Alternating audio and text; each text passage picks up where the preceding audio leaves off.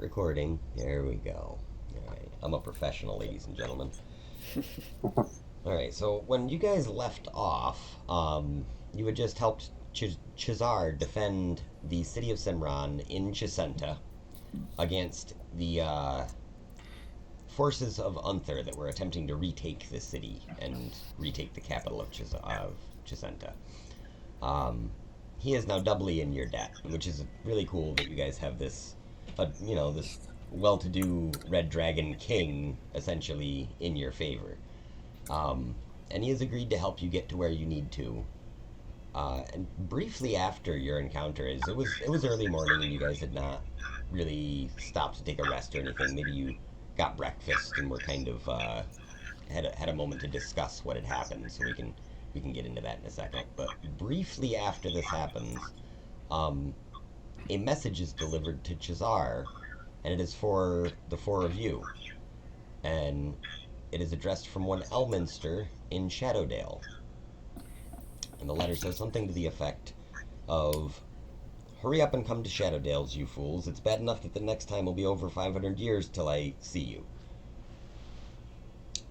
It continues on to tell you that your time-traveling antics have broken some of the very fundamental laws of magic and the weave in the realms. And that Mistra, the goddess of magic at this particular juncture, is herself suffering from this. He begs you to quickly make your way to Shadowdale. Now, this is odd, considering that this is Elminster from 500 years or so before you last saw him. So he seems to know that you will see him in 500 years. As you learned before, he is kind of this kooky old sage character with this big white beard. Classic wizard, Gandalf-type guy. Chazar readily offers to accompany you if you wish to Shadowdale, even offering to stop outside the town and take human form and travel in if you wish, so as to not raise alarm. He says, although if I know anything of this sage, he'll be one of those types that already knows we're coming by the time we've made up our minds. Sounds like the thing to do, I guess. So if you guys want, right before you guys get this letter, was there anything that you guys wanted to accomplish? You would have maybe an hour of time in between when the skirmishing has ended in the city, or when you guys were able to repel these forces. Maybe 2 I wanted hours. to re-up my rations, because we used them all on the desert island. Okay. Probably get like 30 days worth. And then, if there's any like unusual, like magic-y looking shops, I'd go in there. Let's see. So, the magic shops in this area do not, there are magic shops, but they tend to be more of the religious nature. And a lot of these are to gods that you've never heard of in the realms. They're very likely some god that was worshipped by a cult 300 years ago, and they just still have these effigies of them kicking around in this old world. But there are things that are claiming to be magical relics of these different deities that are available. Most of the price tags on them, however, are museum level prices. It's 3,000, 5,000, in the realms of thousands of gold for each of the items. You guys would only have whatever gold you had on you, and you probably wouldn't have access, I'm assuming, to your Waterdeep bank account at this particular junction, since Waterdeep is a burgeoning town itself right now. We should have around 2,000 each. Yeah, something like that. Yeah, I remember you guys took something out of the bank for each of you. Yeah, so if anyone needs more than that, we obviously can pull resources, whatever. Yeah, and I'm holding $4,000 worth of gold. Okay. Is there anything in specific that you are looking for in these shops? Nope. Just kind of looking around? Yeah, I was just kind of I'm not really looking for anything. I was just if I just saw a magic-y looking shop, am I going to be oh, what's this? Kind of thing. Gotcha. All right. Just a couple of rolls here. poke some stuffed animals or something.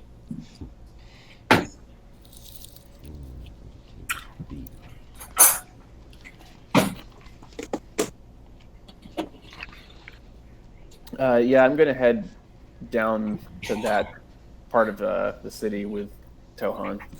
Okay. Are you staying in like the same shop area as him?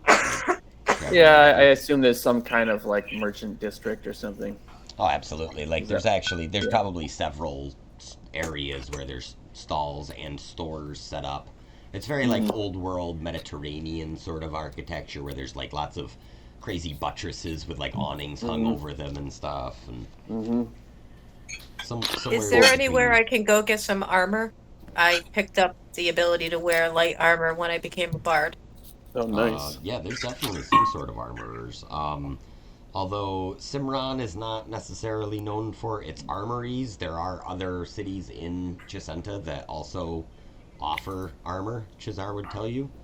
I asked Chazar if he knows of somewhere along our travels that would provide me with a good quality, perhaps magical set of armor. Yeah, he says that just outside of the main gates at town, merchants often come during the day, and as you head down there, you do see that there are like merchants that are peddling like these wet leather kind of like,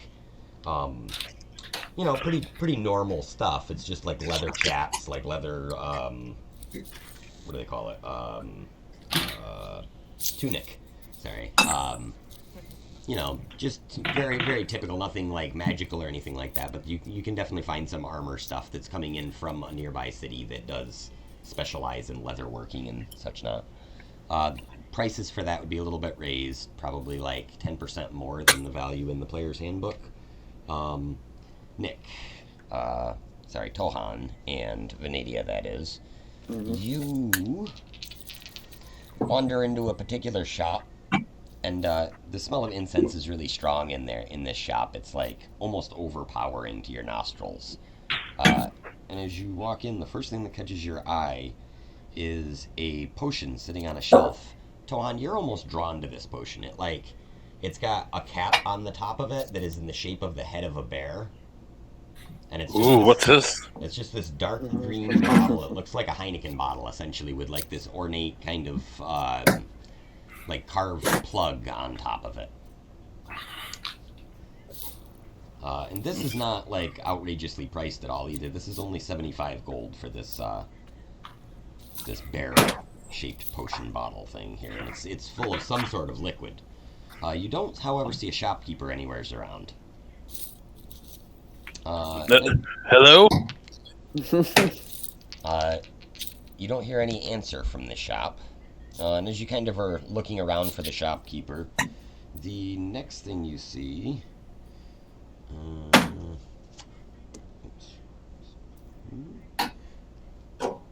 Sorry, wrong table. The next thing that you see is a sort of ornately carved horn, as though off from a large ox or something. It's maybe 2 foot long, and at its outside, like the widest part of the horn is probably the size of like a trumpet or so. And it looks as though it's got some sort of a mouthpiece, as though someone could blow into it. That one is also fairly moderately marked at only 250 gold. Fancy. Suddenly a voice, what we would equate to something like a PA system, comes on, and it says, "If you're interested in purchasing any of Ragnar's holier-than-thou goods, please feel free to check yourself out at our new self-checkout kiosk." And up at the front, you see this little swirling globe come up, and it starts making, like, cash register noises, like, boop, doodaloo, boop, doodaloo. It's just sitting there. It's a self-service magic items booth. Well, that's fancy. I was like... No need for pesky might be charisma checks, morally is what it says up objectable. on the wall. I was like... Now someone's unemployed, so this thing can work. But that's fine.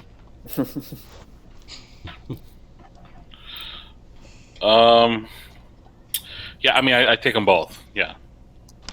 and I pay for them. Okay.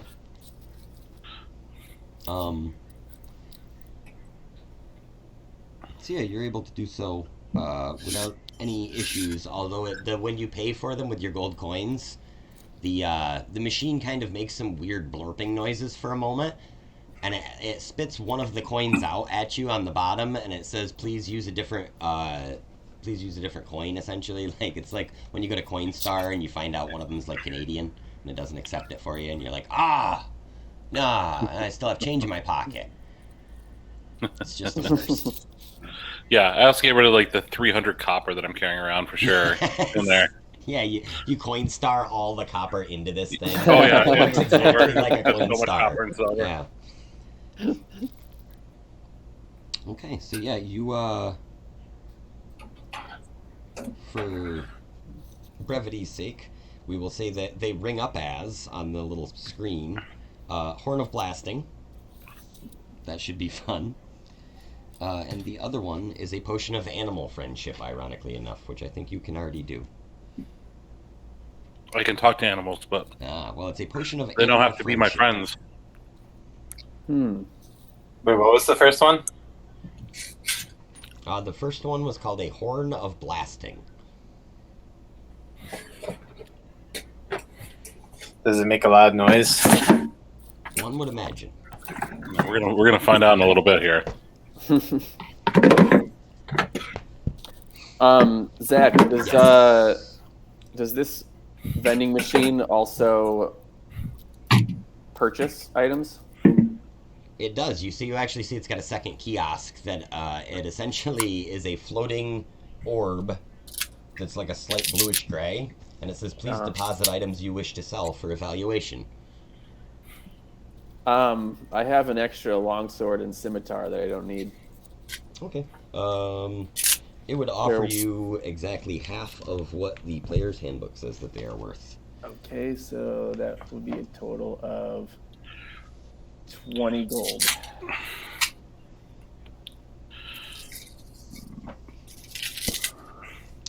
This thing's clearly controlled by some sort of a Wikipedia, like Amazon affiliate of some sort. You know, it's Right.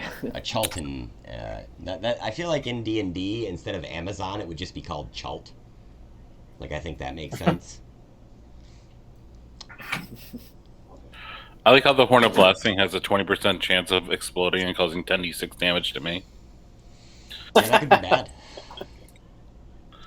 That'll be fine. Gotta love random treasure rolls. They are amazing.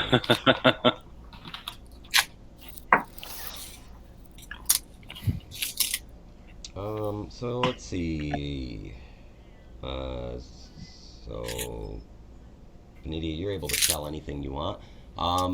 Maggie, were you doing anything while you guys had some downtime? I know you had said something about, like, eating a good meal. Yeah, and she's stuff just at the end. like hella curious. I mean, she wants to just explore this city and especially the food and drink. So she's gonna spend the hour getting stuffed and drunk, and I'm sure stocking up.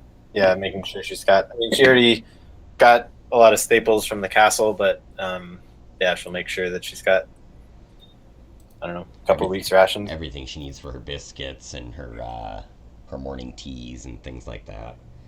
Yep. So yeah, as you wander about town, you see all these ingredients that you're super familiar with.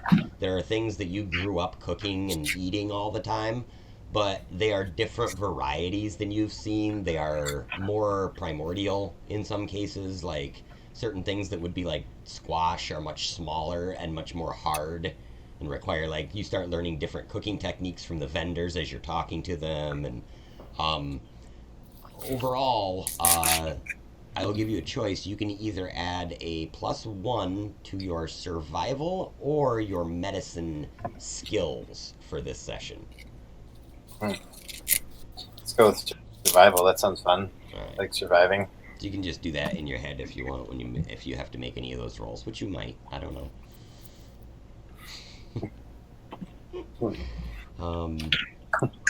Let's see. Arianth, you wanted to try to find some armor, correct? Yes.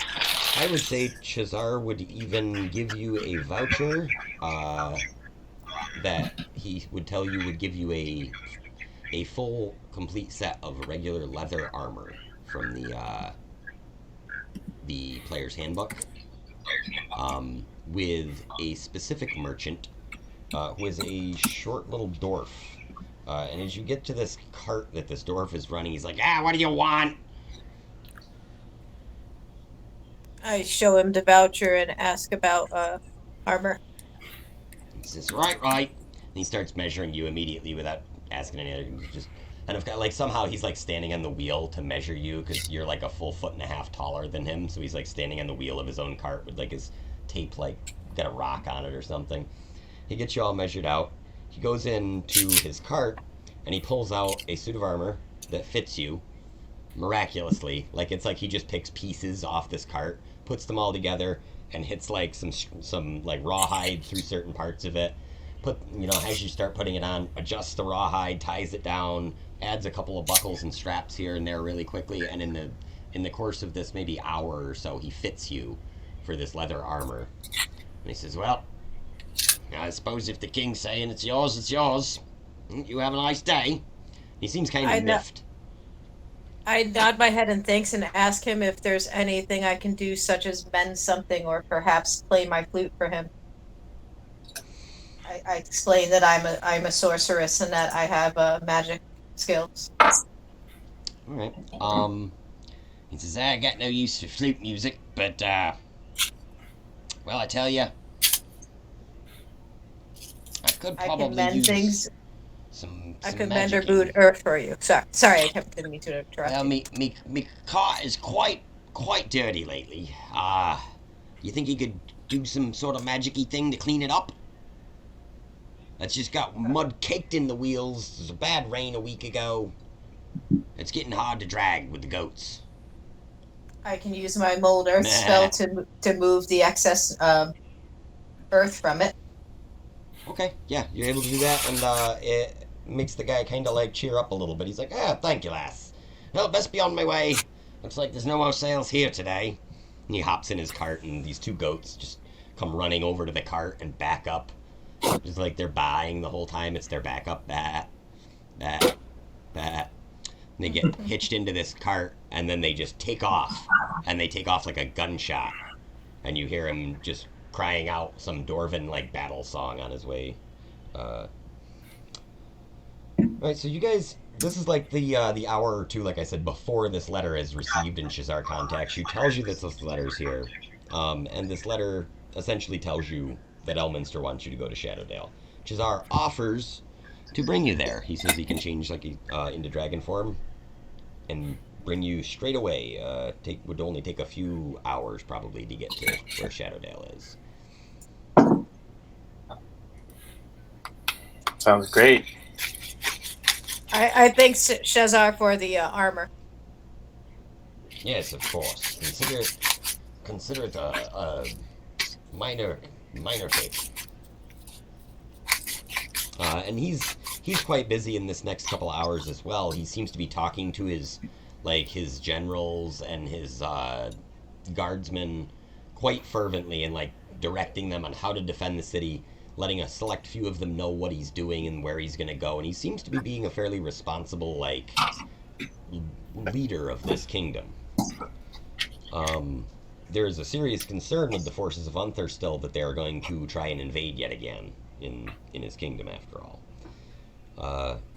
If there's nothing else you guys would like to do, you are able to kind of climb onto the back of Chazar, take off, and make your way towards the familiar sights of Shadowdale, although it does look a little different. Instead of a small town surrounding a wizard's tower, there is right now essentially a 3-story cottage there, and that's all that it is. It's nothing. There's no like farmland around it. It's just a hill with like a cottage that just sort of sits another cottage on top of it, and then another cottage on top of that. Like somebody just grabbed a house and stuck it on top of the next one 3 times. So Chazar lands far enough away that hopefully anyone inside of this tower would not be startled by this red dragon. And he transforms into human form. You guys are maybe like a few hundred yards away from the tower. And as you look, you can see all of a sudden a giant explosion come from the second floor, and smoke comes pouring out of the windows, like dark black smoke comes billowing out. You can hear coughing and yells coming from inside the tower.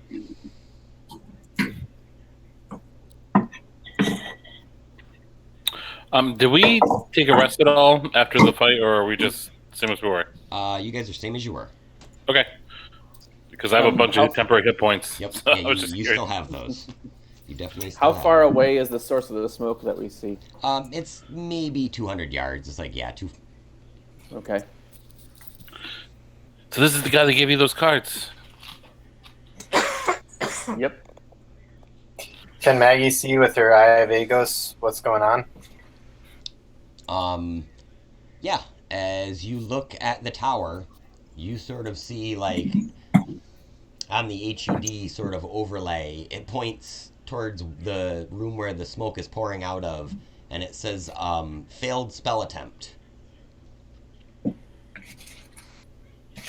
You can hear more cursing now coming from the room. There seems to be two voices, almost as if they're arguing.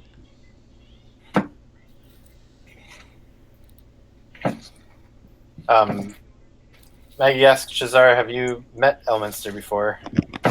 He says, no, but I do know a few tales of his, wizardry. He seems to be quite powerful, though quite reserved in most cases. It's rather surprising to know someone who knows him, really. It's like 7 degrees of, whatever that guy's name was. Kevin Bacon? No, thank you. I don't eat pork.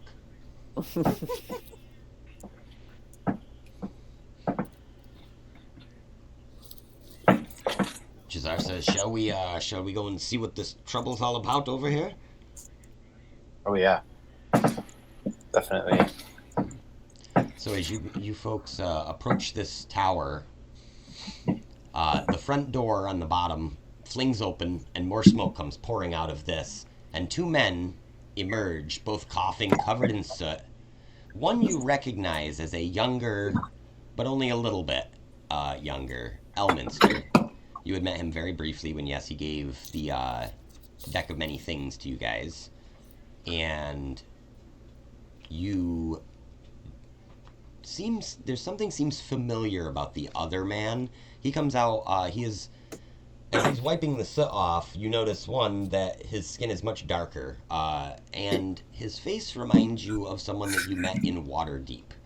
None other than Vajra, the Blackstaff. They have very similar facial features, and you think perhaps, if your history serves you right, this could be this very same Khelben Blackstaff that you were told of by Lariel Silvermane. This could be her, like, greatest grandfather. We're talking about elves and shit. Like, they're half elves. I don't know. They live thousands of years. It's cool. Nice. These 2 men emerge, coughing and hacking this acrid smoke. Elminster says, well, I suppose it's almost about time. Well, our experiments haven't been good, but perhaps with your help we can figure this out. And he kind of just waves towards you like, come on in. Like he's totally expecting you to be there. Doesn't say word one about the fact you brought a big red dragon with you. Not shocked.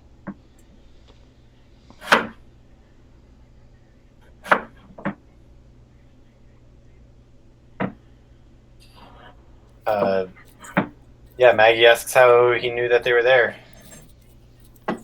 He says, you must understand, as Mistress Chosen, I will be Mistress Chosen in the future. I have been Mistress Chosen in the past, and I am currently Mistress Chosen, and therefore I must know all things that Mistra knows, will know, and has known.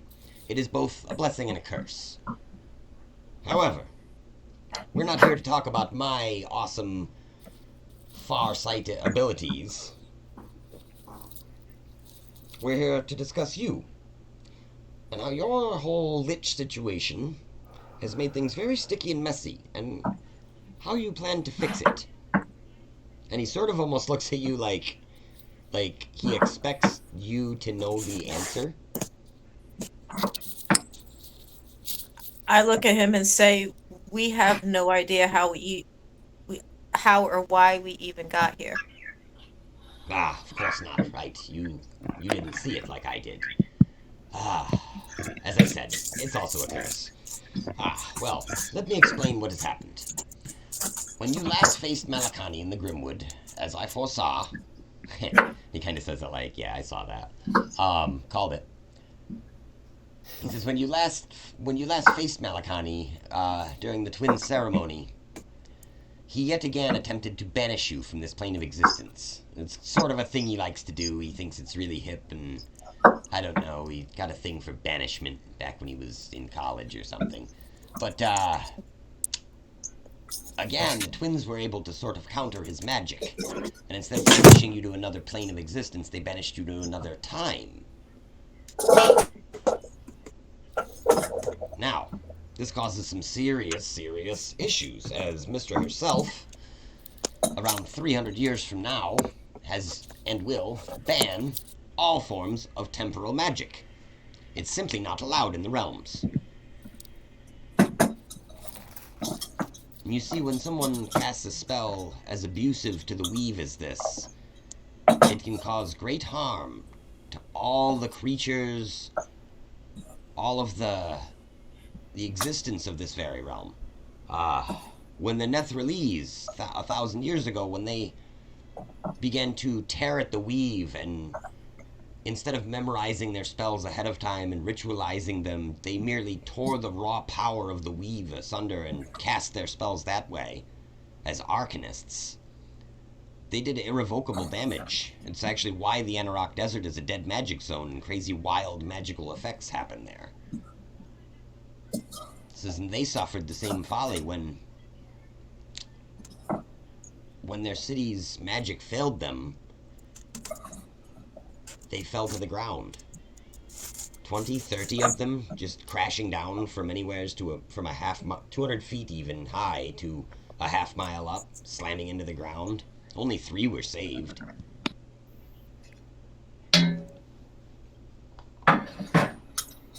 If we go back, will that fix things?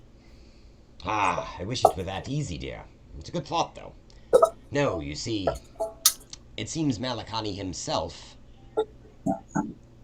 has not come back to the past.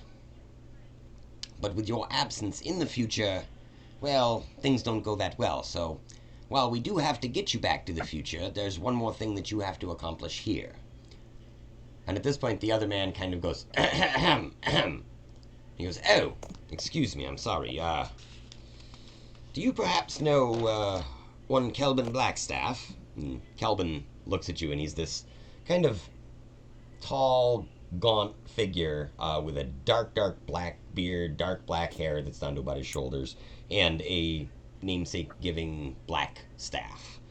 And he says to you, Elminster tells me you know my greatest granddaughter. I hope she isn't giving the Silverhands descendant too much trouble. Well, Elminster showed me in his scrying tube. Elminster says, YouTube.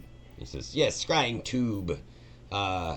He showed me your travels. Well, let me tell you, gods from 1,000 years ago appearing in your time.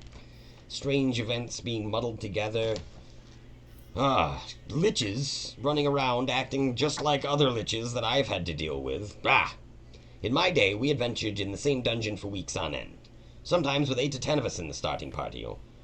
Only for 6 of us to get wiped out by gray ooze in the 3rd room. It's funny, though. We'd always meet new friends in the next few rooms. Just like they were just sitting there waiting for us. It's so strange. What kind of sick game are these gods playing in this realm, anyways? So, I hope I can clear up a few things that are happening. You see, you, my dear, and he points at you, Arianth, and says, you are seeking the Rod of 7 Parts, no? I nod my head cautiously. He says, yes, you're wise to be cautious. It seems others have been looking for it for eons, and none have had the type of luck you've had with it. It's a rare thing to be holding 5 parts. It's very kind of unsettling to you as well that he knows this about you, although you can sort of presume that maybe Elminster filled him in on some of these things, but it's got to be very weird to you that he's just calling this shit out like open air, like no cares given. Chazar, meanwhile, is like picking at his fingernails and like grooming himself and kind of like maybe just looking around the area, like checking to make sure that there's nothing bad going on. Khelben kind of continues, and he asks you how would you like it if I could tell you right where the next piece of your staff is? The rod of 7 parts he's talking about.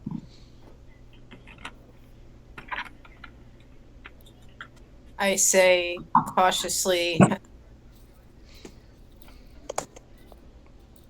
would you give that information freely, or would you expect something in return?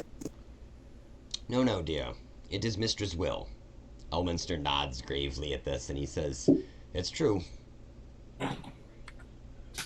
The gods themselves ask this of you, but it must be your choice. It has been foretold. I'm sorry, Zach. Can you hold on for 1 second? Sure.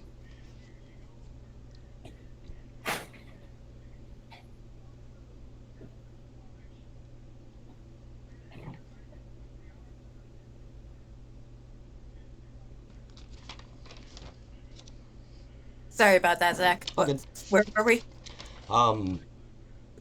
So Khelben and Elminster tell you that Mistra herself wants for you to find this other piece of the Rod of 7 Parts. Technically, it's the 7th piece. As you would remember, that 500 years in the future, Malikani's forces possess one of the 7 parts. And he was already on his way to get it. Yeah, and he was The on other his, one, on right? his way to look for the other one. However, you being 500 years in the past, there's no guarantee that anybody has that 6th piece right now. But he tells you that this is actually the 7th piece, and he knows right where it is. Although it's a dangerous, dangerous location, it's housed with many great treasures in the tomb of the demilich Acerack. Huh. As a meta, happy Halloween, everybody. It's October. Fucking demilich month. Are you saying this tomb might have some horrors in it? There may be some horrors in this tomb. For those of you not D&D nerds, so the Tomb of Horrors is the first ever tournament module for Dungeons and Dragons. It was run in like 1978 the first time. Nice. I have a slightly Awesome. different take on it though. I ask him, who is this mistress that he speaks of that wishes this of me? It is Mistra, the goddess of magic. Although in your time, Mistra is more of a sort of... how do I put this? Like a god in thoughts, you know, like more so like... It's believed in more the way that like Catholics today believe in God, I guess. Than Kind of like a Holy the Greeks. Spirit. Yeah, like it's not like a it's more of a Holy Spirit type of thing. But she represents the weave. You would know of Mistra as a god, but she would not necessarily be someone that you would worship at like a temple. It's just more like common colloquialisms would contain like, oh, Mistra, you know, take me or something like that. Like But Gotcha. she is pretty synonymous with magic. It's like a term widely used to describe magic and the god of magic. So this is something I'd be thoroughly familiar with and not be suspicious of. Yeah. You would have heard tales of the old god of magic dying and becoming the new god of magic, Mistra, long, long ago. Like, these would be like these ancient history tales your teacher would have told you and stuff. Like, same thing as, like I say, like us learning about like the Greeks and the Romans and like what they believed. Yeah, so Khelben essentially tells you that in a nearby area that he cannot disclose for the safety of the rest of the realm, in a small pocket dimension, in a hillside, exists a tomb. And this tomb was created by this demilich. This demilich who essentially conspired to ultimately destroy all of the realms. And he is believed to have disappeared because nobody's actually heard from him for years, but his tomb has this bad habit of not returning people that go into it. He says that he's pretty sure he's found a loophole, though. Staying on theme with my weekly posts. He gives you each a bracelet, and on this bracelet is a big red button. He says, please, these will keep you, well, not exactly safe, but they'll keep you alive. Well, you'll see. Just, here, try it. And he reaches out and he pushes the button on one of the things, and in the blink of an eye, everything around you stops, time stops, and it rewinds backwards as though rewinding like an old VHS tape where you could watch it go backwards. And it goes back about 30 seconds, and he says, you see, well, I think it'll keep you alive, at least. Well, I don't know. You'll see. Just try it. But this time he just says try it, and he just doesn't reach over and push the button. He's got one for each of you. Just looks like a wristwatch with a big button on it. Tuan really wants to push this button like 100 times in a row, but he's not going to. No, here's the thing. He does, but nobody else notices. I don't think it works. Maggie's freaked out by this, but she asks, like, what, is it safe to use this if the weave of magic is compromised by time travel? Elminster looks at Khelben. Khelben looks at Elminster, and they both kind of shrug. And then Khelben says, we're pretty sure we're kind of fucked either way. All right, nerds, let's go. Yeah. Ernest excitedly takes hers and looks at it like it's a fascinating artifact. Yeah, Reggie would probably pop up and say, oh my, that's a static temporal, and spit out about 6 other science fiction words that a better writer would have come up with ahead of time, but I didn't. He says, it's the transfiximabobulator that gets you through time. It will back up time for about, it seems like almost any amount of time within a short duration. It's kind of a varied charge, but yes, it seems to back up time a bit. It could be used if one of your comrades dies. You could back up time to prevent their death. It's a very handy device. It's very clever. This gives you guys all access to this device at any point in the game. If you say, I pushed the button, you can back up time to a point, essentially, that you get to specify. I ask if it's something that has a certain amount of charges or if it'll run out at any point. He says, no, unfortunately, it will, outside of this small area that I'm creating right here, it will only work in the dungeon. I've tuned it specifically to the dungeon for your mission. I'm hoping that they survive, because they are not built particularly sturdily. The last one, as you saw, kind of just got a little discombobulated, and he points at all the smoky shit coming out of the house. Now the back of the house is on the thatch part of the house has caught on fire. And randomly you see like a bucket of water floating over and putting the fire out, but neither of the wizards are paying attention at all. Mm-hmm. I use How big of an area is it on fire? It's literally a small little like a comically small area of flame is on fire on this thatch house, but it's thatch. So. I use control flames and put it out. It just poof smolders, goes out. I absentmindedly use my mending spell to mend the roof.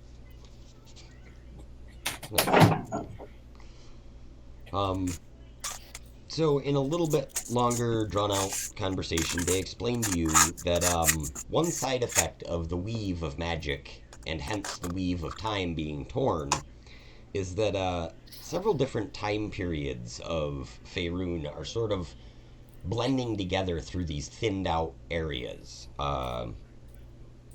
They've gotten reports of floating castles being seen that fit the description of those ancient Netherese cities.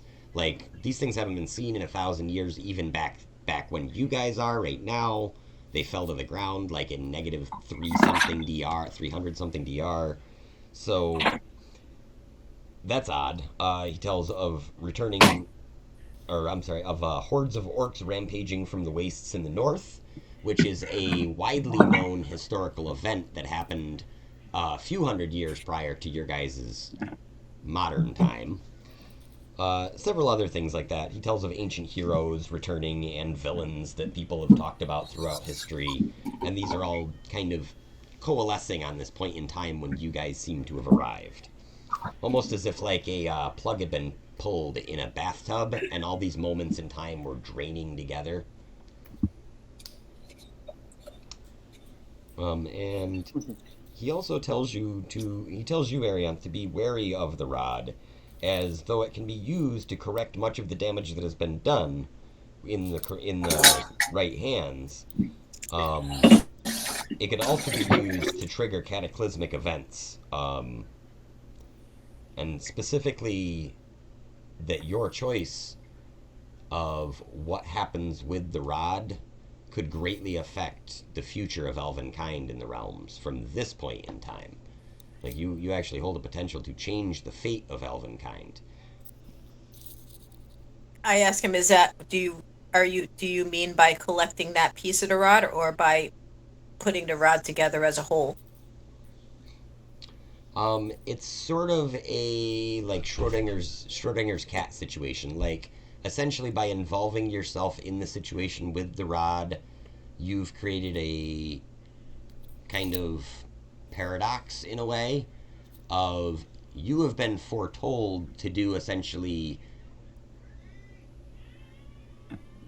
that you will destroy or bring great ruin upon your brethren of the elves, but also that you will be the salvation of them as well. It's like a duality type of situation that you've been put in. Depending on what I choose? Yeah, and he says it will come to a single choice that you have to make as to the rod and how to use it. That will... No pressure, though. Yeah, and that's exactly it. It's a no pressure situation. He's all like grave, and then he probably then the Elminster probably comes over and is like, tea? I nod my head and say, please. Ask him if he could throw a sedative in it with everything that's been thrown on my shoulders. Yeah. He throws a couple shots of brandy in there. Just got some blackberry brandy. And yes, Khelben tells you that he's fairly certain that with this last piece of the rod, he can most likely get you guys back to your correct time. He is, after all, the Blackstaff. That's like he says it like it's like he's a rock star. He's a little full of himself. I asked him. Oh, sorry. No, go ahead. I was going to ask him if he knew anything about, or I asked both of them, frankly, if they know anything about the order that the rod parts are supposed to go in. Because I remember how important that is. He says that he doesn't know the specific order that they are supposed to be attached. He does, however, know that the Candlekeep Library has been accumulating books. It's a fairly new establishment, he tells you, which is funny because you've heard of Candlekeep as being this centuries-old library, but it's a fairly new establishment that is essentially trying to collect all of that sort of material. And if anyone in the realms would know what the order was, it would probably be there. Okay. Shazar says something to the effect of I've flown past the place. It's a bit remote, but yes. Does seem to be a rather nice little castle.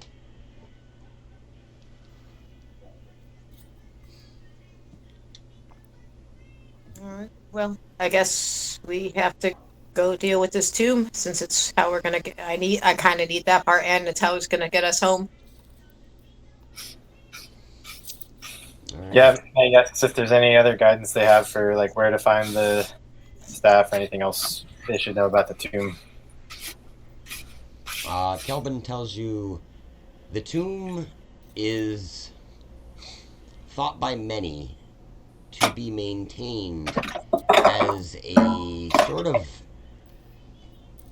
like a generator or a battery for the Lich's power.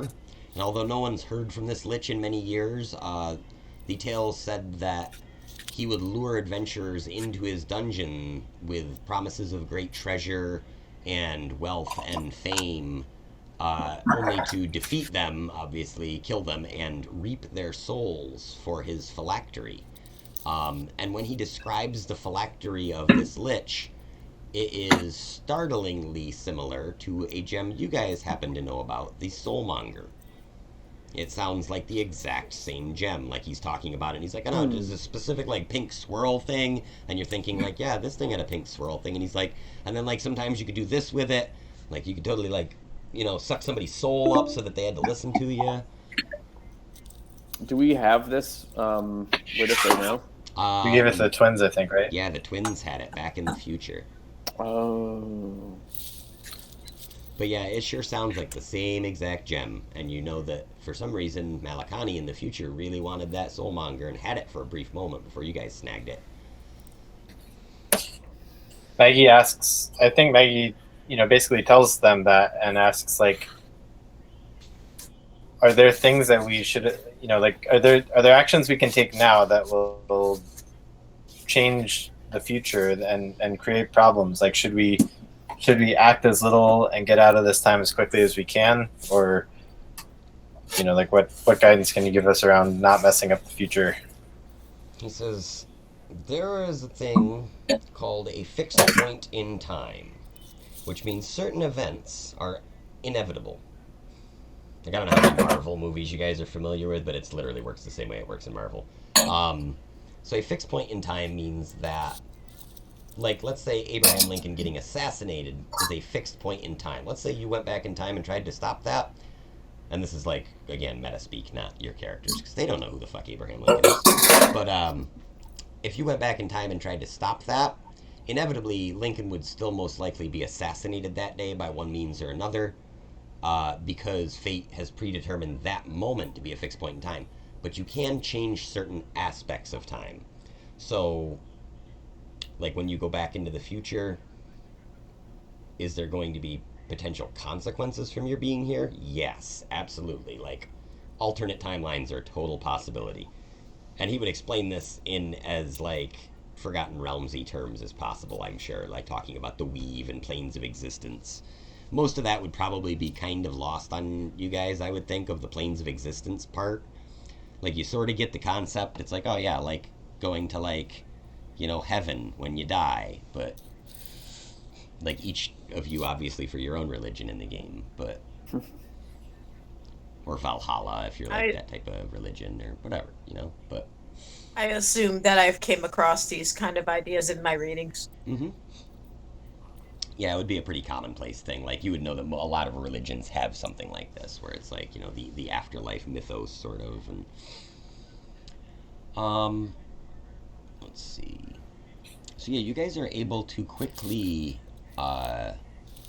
transport yourselves via, I'm assuming, Khelben and Elminster's magical means, to a nearby secluded hill. It's very overgrown, and they get you to the top part of this hill, and it sort of levels out. And you can see just sort of a cliffside ahead of you. And let me pop to a little mappy map. Let's see. Oh, I want that one. I'm going to have to restart our meet in a minute here. So, you guys start on the south-facing side.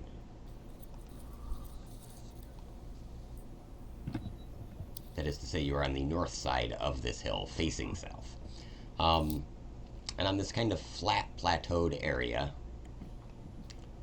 you can see there are what seems to be two rather prominent cropped out entryways poking into the side of the hill.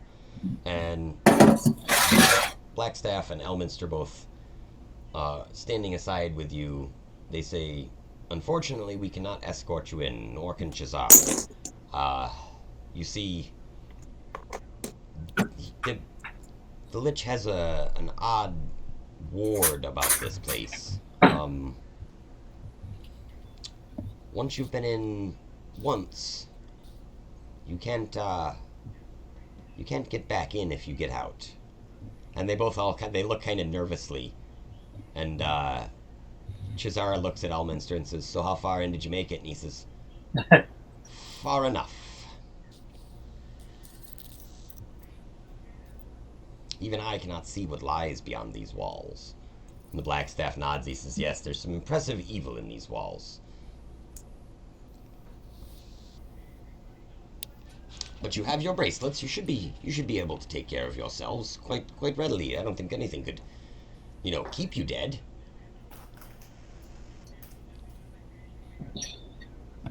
All right, only one way to find out. Maggie says the power of Hestia will protect us. And dives on in. Right. So yeah, you guys. Yes, you're facing a cliff right now. You have an entrance on your right or on your left. I'll spin you around. This way. So you got basically like an entrance on your right or on your left, and then if you actually look off, you think you might see another little entrance over here all the way on the left, like even farther past the one on this side. I asked Blackstaff and the other dude if they have a suggestion for which entrance we should use. They say it wouldn't do us any good to suggest anything. You see, the dungeon changes for each person that goes into it, or each group, I suppose. Speaking of that, I wouldn't advise splitting your party up. It could be very dangerous. You might never see each other again. I asked Reggie if he has any suggestions as to which entrance we should use. Reggie says if the last piece of the rod wasn't in there, he would say none of them, Miss Arianth. But as it is, there is some sort of a dampening field that prevents him from kind of seeing anything in here. It's just basically a big black box to him. Maggie says if there's no way to know, then let's take the easiest option and head for the one closest. Okay. I turn around and nod my thanks to the two wizards. And to Chazar as well. Elminster waves back and says, "See you in about 500 years." He thinks he's funny. Okay, The plan with Elminster is to go. The idea is we're going to grab this piece of the staff and then go back to Elminster, right? Sure. Is that what he said to do? Yeah. Well, he told you guys you had to get Kalimvor told you guys you needed to get it. Elminster himself just seemed to think that was the last you guys would see him for 500 years. He was cackling quite wildly. I thought it was funny. All right. I'm also. Well, laughing. I guess Maggie quickly, calls out something to Chazar about that it's basically her lady Hestia will be counting on him to gather the dragons and defend life in the future. And thanks him for his help. Charizard and Khelben kind of have a moment where Elminster and Khelben probably have a moment where they look at each other and they have that moment where Billy Crystal and I think it was Gilda Radner and the Princess Bride are like, yes, have fun storming the castle. You think they'll make it? It'd take a miracle. That's the side conversation going on between them.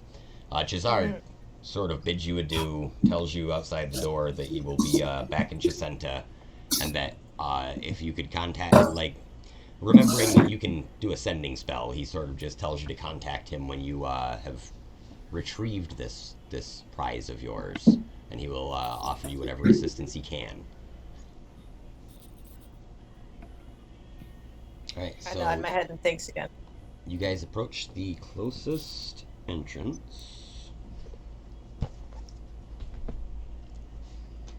And then the Google Meets ended. Yeah, it did. Yeah. 1 minute. Alright, here, I'm gonna end it and restart it. See you guys in a second.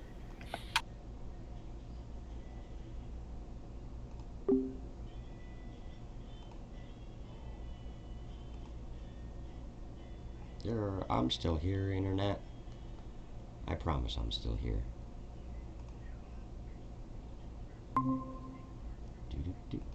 Copying.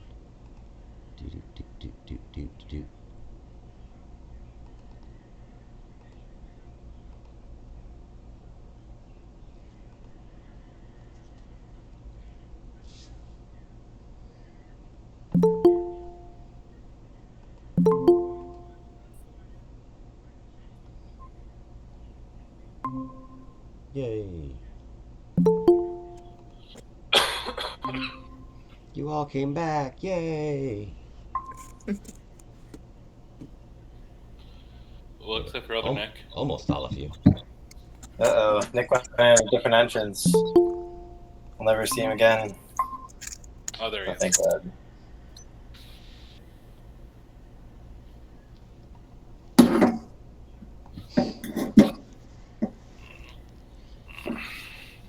All right.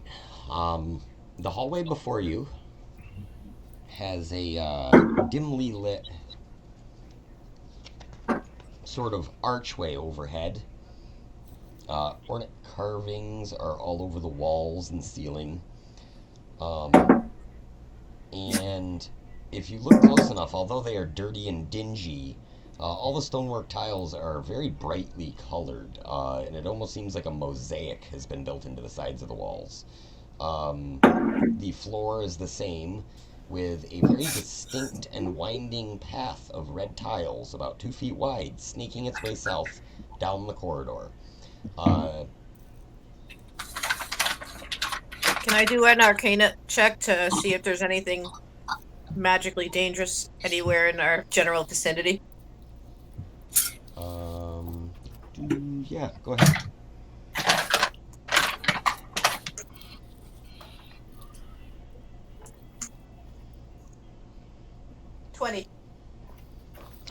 Nice. So as you look at this kind of path on the floor, these mosaic tiles, you start realizing that they are set in the floor in a way that every few tiles spells out another letter in a message, and you can't tell what the full message says, but the first few sentences of it say, Acerack congratulates you on your powers of observation, so make of this whatever you wish, for you will be mine in the end, no matter what. And it goes on. You can see that this goes on, but at this point, it's too far away for you to read these kind of small letters in the floor, so you'd have to go farther down the hallway to see it. And here I will draw you what this actually kind of looks like. I'm going to flip us back over so that we're facing the same way as my map, because otherwise I'll get this all screwed up. Let's make a little red line of these mosaic tiles. 2. Hey, that's not red. There we go.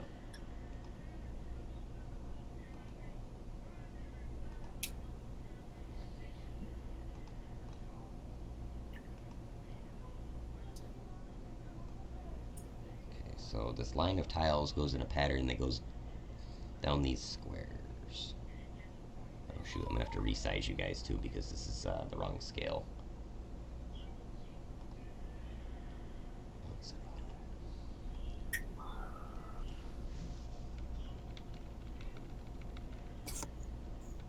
There. That's probably more accurate. The squares are 10 feet on this, just in case anybody wants to know. Back to my drawing tool.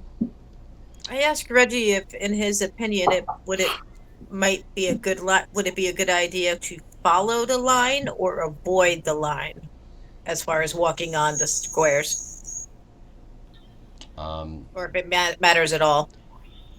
Reggie says he does not detect anything magical about the squares or the tiles or the floors. So Okay. let's see. It looks like 6, 8, 10. So you can see down to about there that there's this kind of 10-foot hallway going down. And the path of red tiles. Is it well lit? It's dimly lit, so you can see. It seems to be like the lighting in it seems to be kind of like this magically preserved dimness. Like it's almost as if somebody wants it to be all gloomy and lich stuff, edgelordy. But not so dark that Maggie can't see. Yeah, exactly. It's not like anti-human dark. It's just obnoxious dark.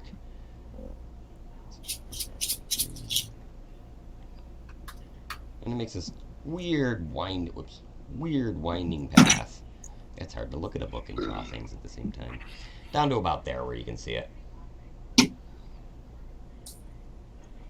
And we'll say the words that I read is like the first 10 feet or so of these of the words on the floor. Can everybody see them or just me? Yeah, they're in some form of common. They're probably fairly ornate, but they are in common lettering, so anybody that can read. Like especially once you point them out, they're just laid in a way that it's like the grout work on the tile spells out the words, and you have to like kind of see it like it's almost like a magic eye book. Mm-hmm. Well, Maggie says everything we know about this tomb is that it's trying to kill us, so following a path that it lays out for us isn't any better than going straight, and so she starts walking straight. Okay. I follow, but I continue reading the words as we pass.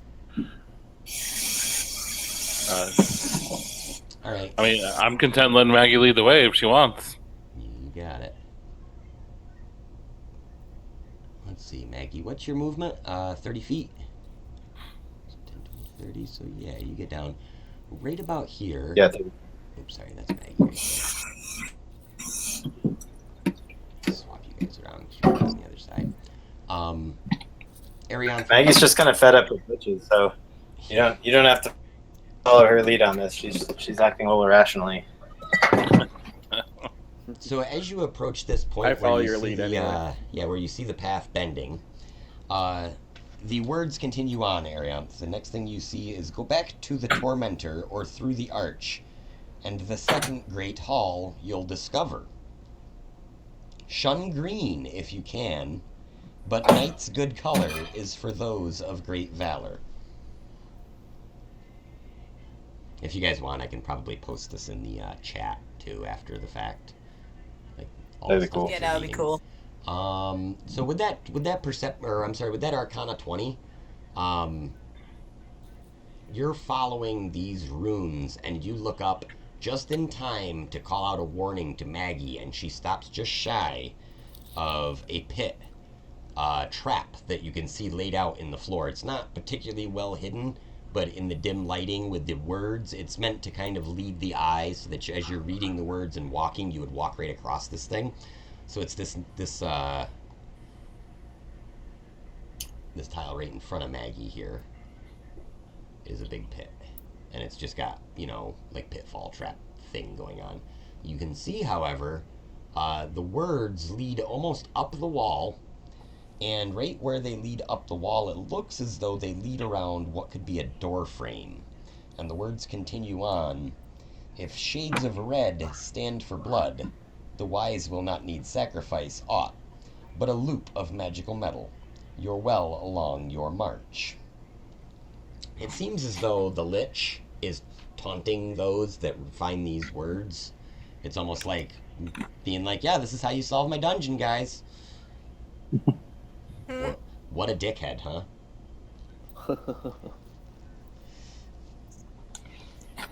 Do we want to check out this doorway?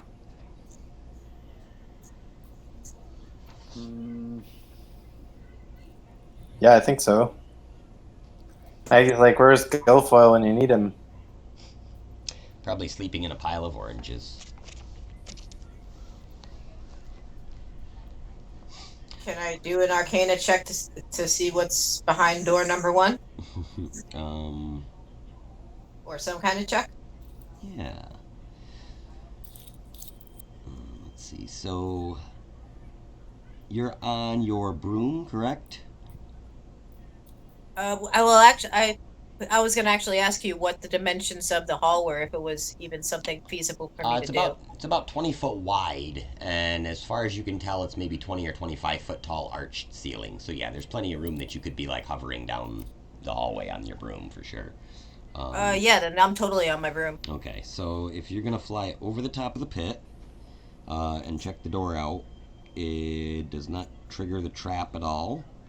You can, as you look down though, you can see through some gaps in the flooring that it appears that this is some sort of a spike trap. And it looks like it would have been a pretty nasty fall had you fallen into it. And from your vantage point, you actually notice that maybe there's a few more of these traps throughout the hallway. Although they are hard to see, you're not sure that you see them all. But it does definitely look like there's a few more of them throughout the hallway, so you'll have to be extra careful on your way through. I relay this to everyone, and then is there some sort? Can I do an Arcana check about the doorway, or some sort of check? So the doorway, it looks like to you, it literally just will push open on a seam where these letters run up and around it. Like it looks like the letters kind of run along the edge of the stones where there's a seam that you could probably just shove this door open. Do I sense any magical traps or anything? Yeah, just anything that will harm us. Let's see. I mean, you can make an Arcana check for me if you want to again. Maggie will give her guidance on that, an extra D4.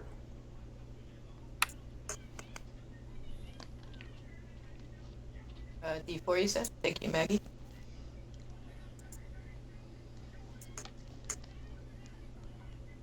Uh, 19. Okay, you do not detect any sort of magical trap energy, any sort of negative magical energies. Really, it seems to just be a well mechanical designed door. Alright, I relay what I've figured, and then I just kind of nudge the door open with my broom a little bit. Okay, as soon as you nudge the door open, it pushes open easily. It begins sliding forward, and as soon as you do, the tip of your broom gets a needle stuck into it. Thunk! Like a poison dart, Indiana Jones type dart. I quickly yell warning and ride up higher so that I'm out of range. Okay. Yeah, it seems to have just come shooting out of the door frame itself, and it just poking out of the tip of your broom now. So you just have this dart, and it's shoved about halfway through the handle of your broom. It's a nice little ornament. Probably jab somebody with it later. Mm-hmm. Tohan and Veneda, you guys are kind of behind this, and looking behind you, where you had just entered in, you're only about 10 or 15 feet in. There is a unnatural amount of darkness outside of the cave. Like, from your experiences in caves, typically it's darker inside of a cave, even with a light source, than necessarily outside of a cave with a light source. And yeah, it's oddly dark out there. As you turn around to kind of check it out, you realize that there does not seem to be any light outside of the cave, and as you peek out, it is just infinite blackness. It is like void. There's no stars, there's no anything outside of this cave. So is my dark vision affected by what I'm... Yeah, you don't, it doesn't look like anything out there. Like, I mean, there's nothing to see, even if it, it's dark, but you're Like talking about vastness of space with no stars as a backdrop. So basically, you're referring to the way we came in? Mm-hmm, yep. Like, as soon as you guys crossed that threshold of about 5 feet in, you turned around and this was what it was like. Well, I guess this is a one-way ticket.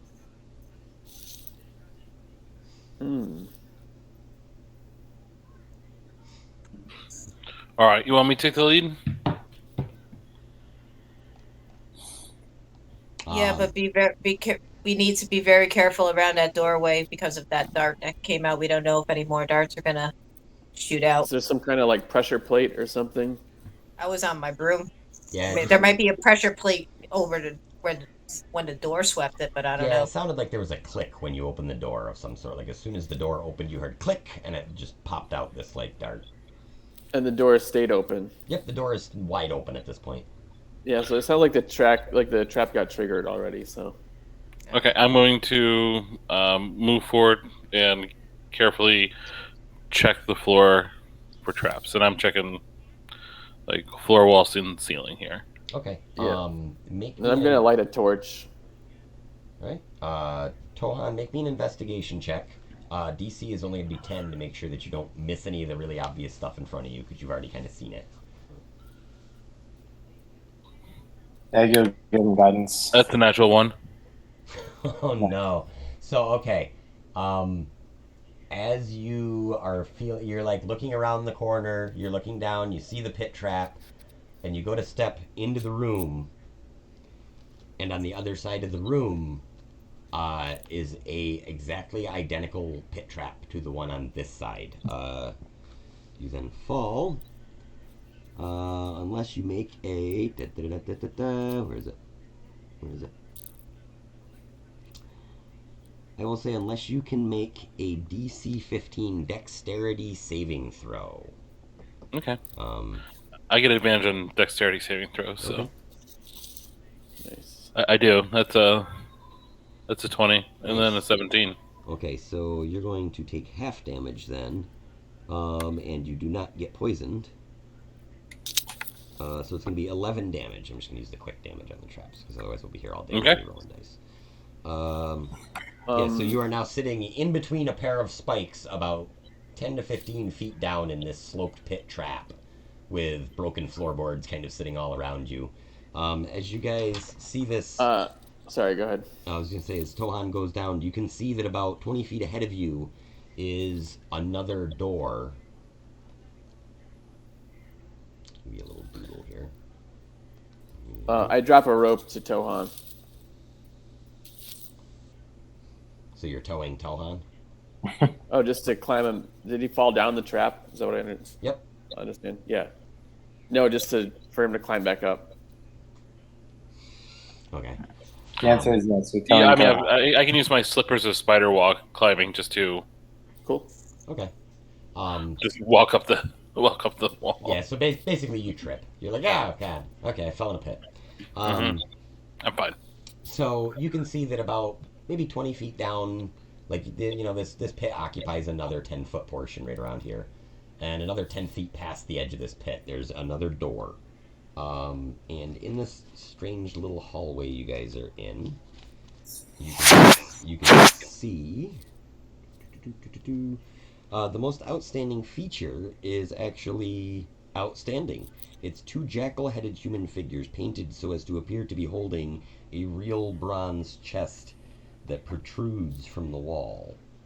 It is like a treasure chest, not like a torso. Torso. Yeah, that's how I read it at first. An actual bronze put that down. torso. So if fun you can believe fact, that. I've skimmed the classic version of this module from 1978. I have not, however, read all the way through the version for 5th edition for Yawning Portal in the book. So, we're all in this together. It's fun. Oh, see, I thought this was like the original Tomb of Horrors. That's why I was kind of trying to keep quiet because I've heard some of this stuff before. Like I played Tomb of Horrors before, so I didn't want to give anything away. This is like Jim Henson meets the Tomb of Horrors, I'm hoping. Okay. So let's see. Yeah. That's it. There's a giant bronze chest that is kind of being held by these two jackal-headed figures. I'm going to assume that there's some sort of trap around this chest. Which one? Who has the best investigation bonus? I've got +3, so not me. +3 for me as well. Yeah, I'm just +2. I'm +2. Oh, okay. Shit. That'll be you two. Honestly, like in a way, it seems like Arianth might be the best explorer with the Arcana checks and the broom. Well, if you remember, she failed her Arcana check, or she passed her Arcana check, but the mechanical traps don't trigger Arcana checks if you're looking for magical It's an traps. investigation. Yeah. Yeah. Right. At least I have a, advantage on dexterity saving throws, and I have like shit ton of temporary hit points still right now. So So for any, I'm trying to think of a great analogy for this dungeon, and the best one I can think of is if anybody's seen the movie Cube, it's kind of like that, except for it's not a cube; it's just a dungeon. But yeah, Nice. I love that movie. It's trying to kill you. On the other side of the door, you can hear kind of an odd, cheery whistling. Like,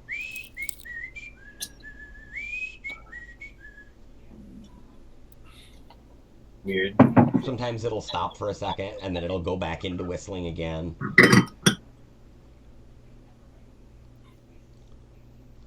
Who's there? can we keep going straight or no? Like, or is is this the only? Well, no, we can still keep going straight and following the writing. This is just an offshoot doorway that we happen to be checking out. Correct. Yeah, so here's where everybody stopped. Tohan, you went right here, stepped over the one pit, and then fell in this pit right here. And then Vanidia walked over and got you out. So she's down here somewhere too. I gotta change the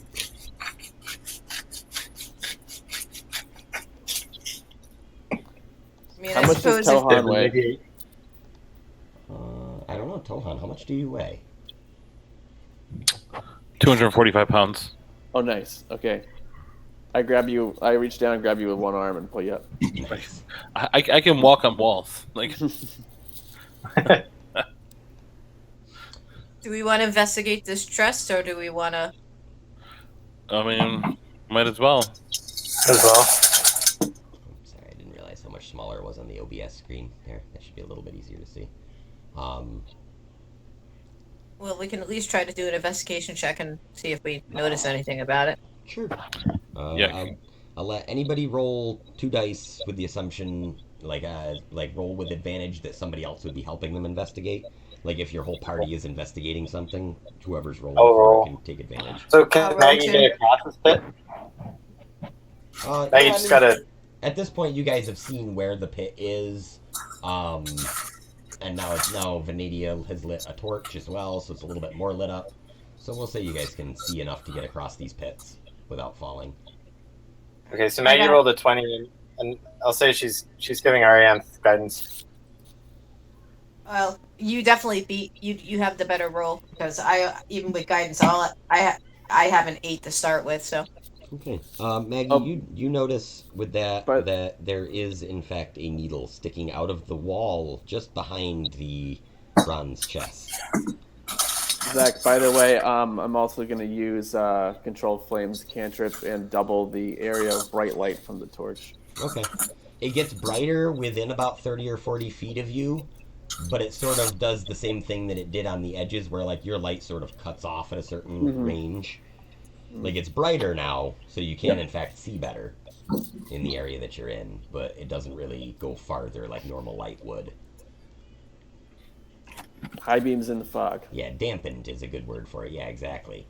That's the effect. I cast light and have a ball of light hovering near me. Now it looks like a like a football stadium. I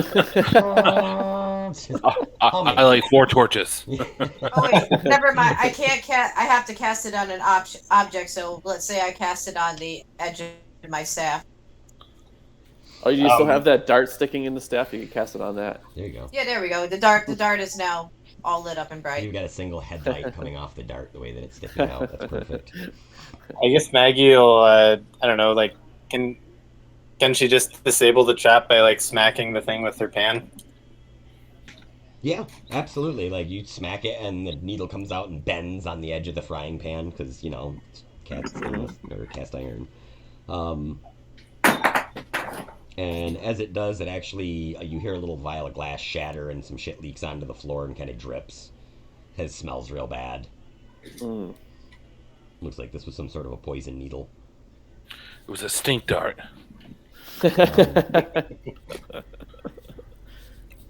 I asked Reggie if he recognizes what kind of poison it is.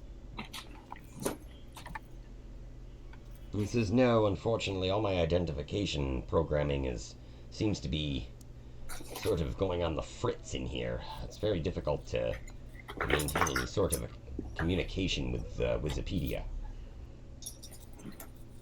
It's a bit primitive these days, as it is in this strange past environment. Give me modern times any day of the week."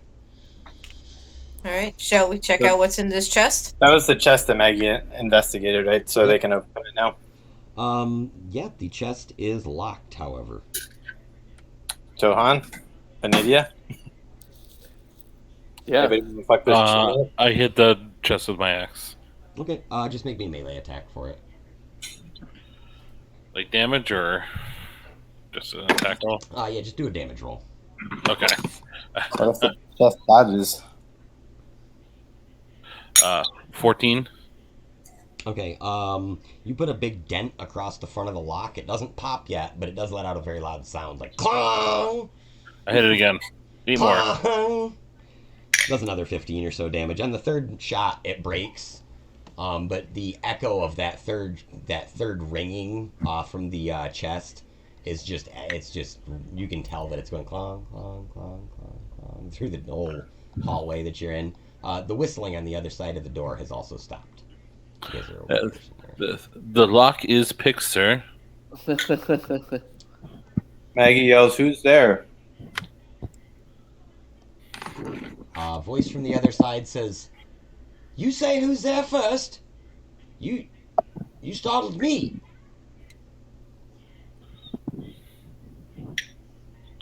Maggie says, "My name is Maggie."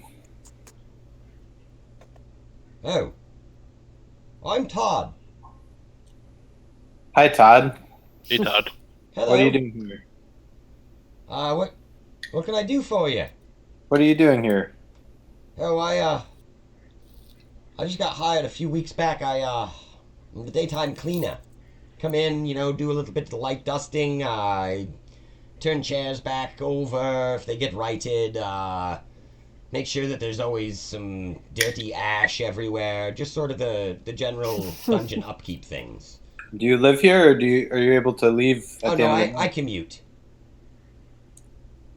How do you get out?" There's a service entrance in the back. We're not really supposed to use the front door. It's not good policy. Could you tell us where the service entrance is? Yeah, well, if you, here, hang on, I'm sorry, I'm a bit new still, it's a little bit confusing. So the easiest way to get there, there's about 6 doors in between here and where you need to be. About half of them are secret doors, but secret doors in this place is pretty easy. It's the third rock down from the right, go 2 over to the left, and then you reach your hand underneath, and there should be a little lever on every single one of them. Same spot. Not a really unique or innovative design at all. I would have done it a bit different myself. But you're gonna head west for a bit.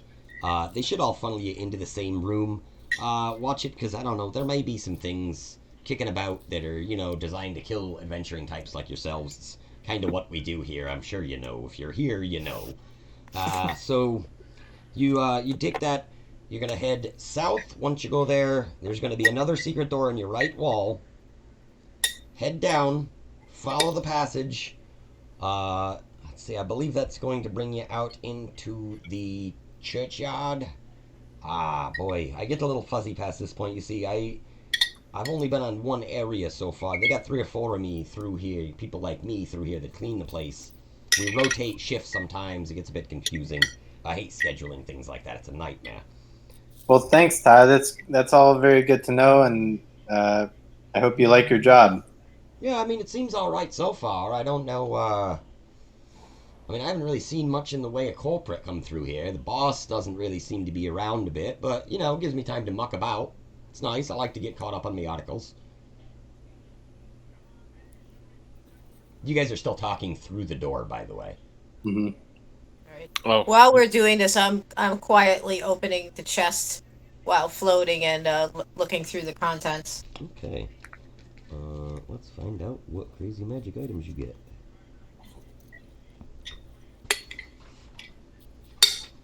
Without losing my name page.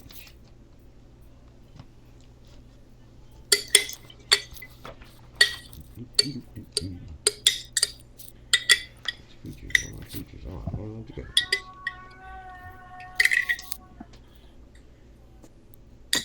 go? Alright. You find in it 300 gold coins. These particular gold coins are similar to the ones you saw in Cormyr, the Cormanthian type of coin. They're not the same as the Waterdavian coins you guys first got a whole bunch of when you did the Waterdeep quest. Not super important, just flavor. And buried amongst these coins, you find a small bracelet. It is gold and has what appears to be a piece of granite fastened into a fixture, like a faceting on the front of it. I asked Reggie if it happens to look familiar. I with the understanding that he doesn't have much information available. Go ahead and make me an Arcana check and see if you can come up with anything. Alright.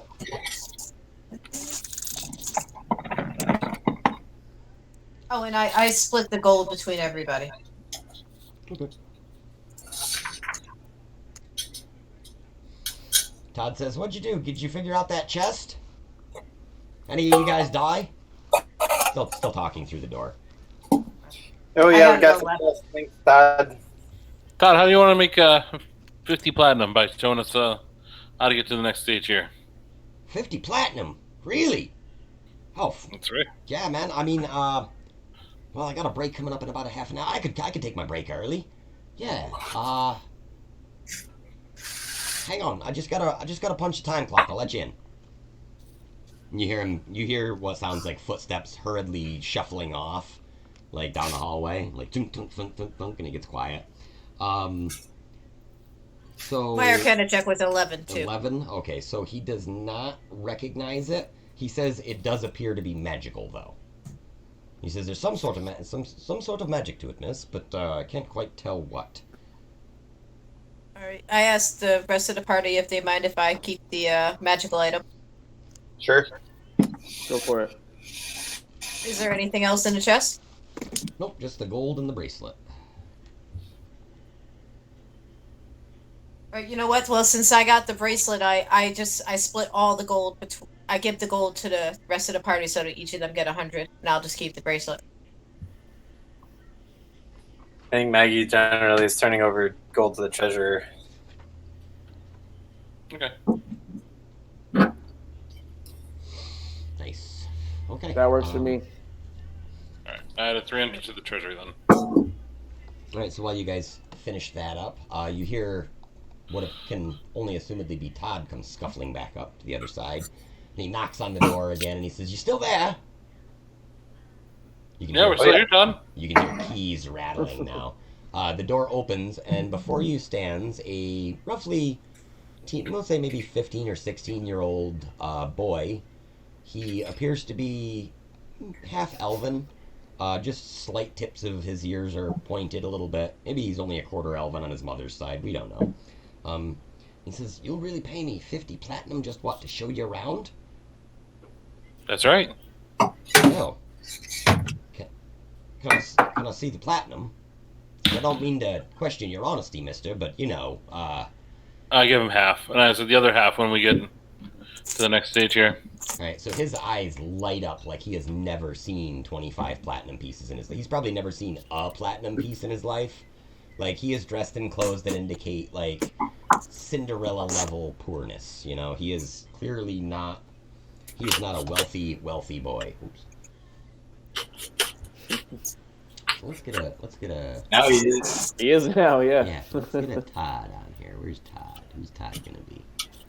That's, He was poor Todd, but now he's rich Todd. That's Mhm. right. I don't think Todd's gonna have to work in the Tomb of Horrors after this. Todd was too big. That's way too big for Todd. He's a giant.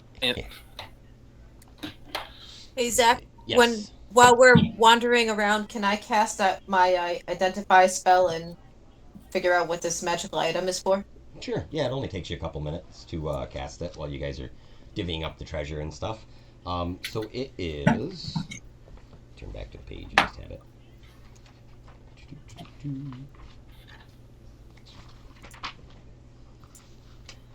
It is called a Bracelet of Rock Magic. I'll read you the description, but it should be in D&D Beyond, I think. While you wear this gold bracelet, it grants you immunity to being petrified, and it allows you to cast Flesh to Stone, save DC 15 as an action.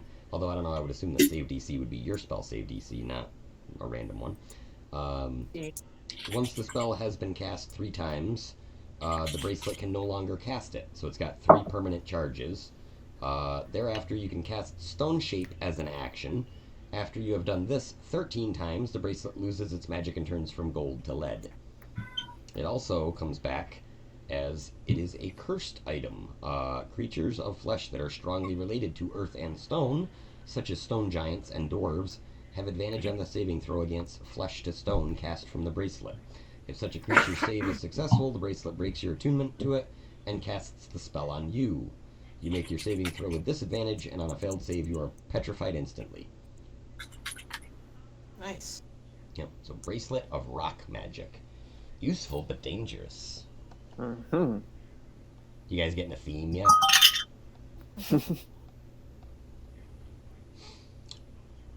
So, Todd's going to give you guys a little quick description of what things look like over here. So, assuming that you guys all now step into the next room with Todd. Step in here.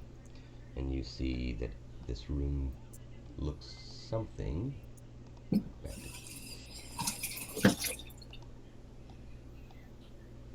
it goes on over here.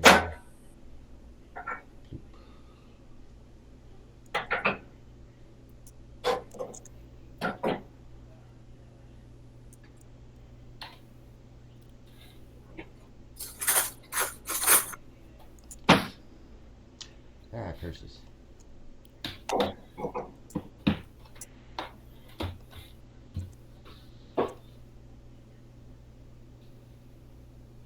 we go. It does something like this. And there is another door down here by where Todd clearly came out of. So there's a door there. And as you walk into this room, you see what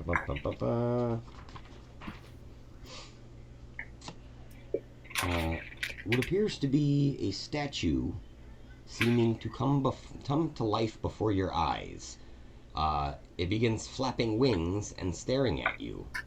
It is a mutated, Maggie, you specifically with the eye patch would see mutated four-armed gargoyle, and its stats start spooling up like it's about to attack. Todd says, "Oh, I didn't think about that. You see, the monsters ignore me because I clean here, but you guys might have a bit of an issue. He's not particularly friendly from what I've seen."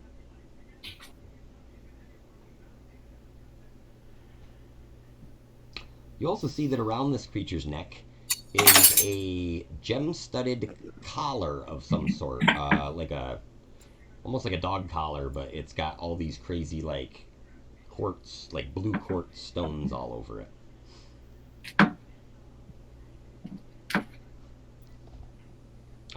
Is it attacking us? It's not attacking yet. You guys have a free action before it's going to attack you, and we're going to roll initiative. I'm gonna light my swords on fire. Okay. I'm gonna rage, and if I have and then charge at it. Okay. I'm gonna back away, but stay within eyesight. Okay. I guess Maggie will give Tohan guidance as he runs. Or no, that doesn't matter, right? Does Probably. guidance work for attacks? it's not. Saving throws and skill checks, right? Yeah, I don't think it is for attacks. Okay. I'm sorry, what was that bracelet called again? The Bracelet of Rock Magic. I'm pretty sure the initiative is a skill check, but I can use it there. Yeah. Oh yeah, you can do guidance on initiative if you want to, absolutely, because it's technically a skill check. Same concept, anyways. I don't see why not. I mean, if she's got a free action, I guess she'll just cast Toll the Dead. Okay. This dude is clearly hostile and about to jump at them. Yeah, absolutely. Okay. All right. Gonna Toll the Dead. So Wisdom 17. Okay. Makes it. Nope. All right. All right. So he's going to wind up taking a little bit of damage. 7 damage. As he takes said damage, chips of stone begin to just crumble and fall off from him. And he reaches out towards the closest of you, which would be probably Tohan, who charged at him. But as he does so, he begins to just crumble, and these stone kind of like chips just become dust essentially in front of you. And he hits the ground, and the collar that he was wearing is now sitting on the ground at your feet, Tohan. You're fairly certain he wasn't an illusion because there's like rubble at your feet. Maggie says, "Let Ariana check that out." Arcana check? Okay, go ahead. With guidance.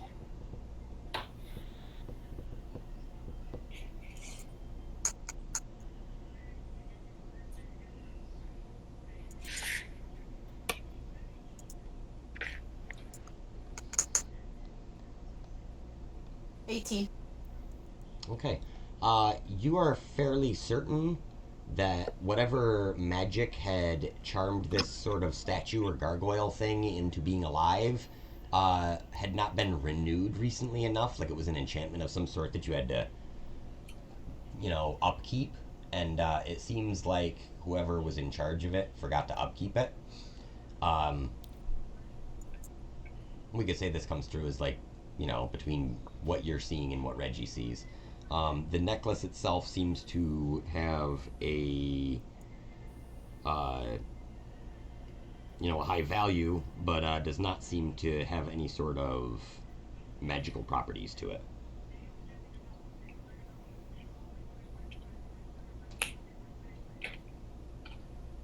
Let's see, Arianth, you were looking at the necklace, right? Or the collar? I was looking at whatever everyone was concerned about. Okay. Roll me a perception check as well.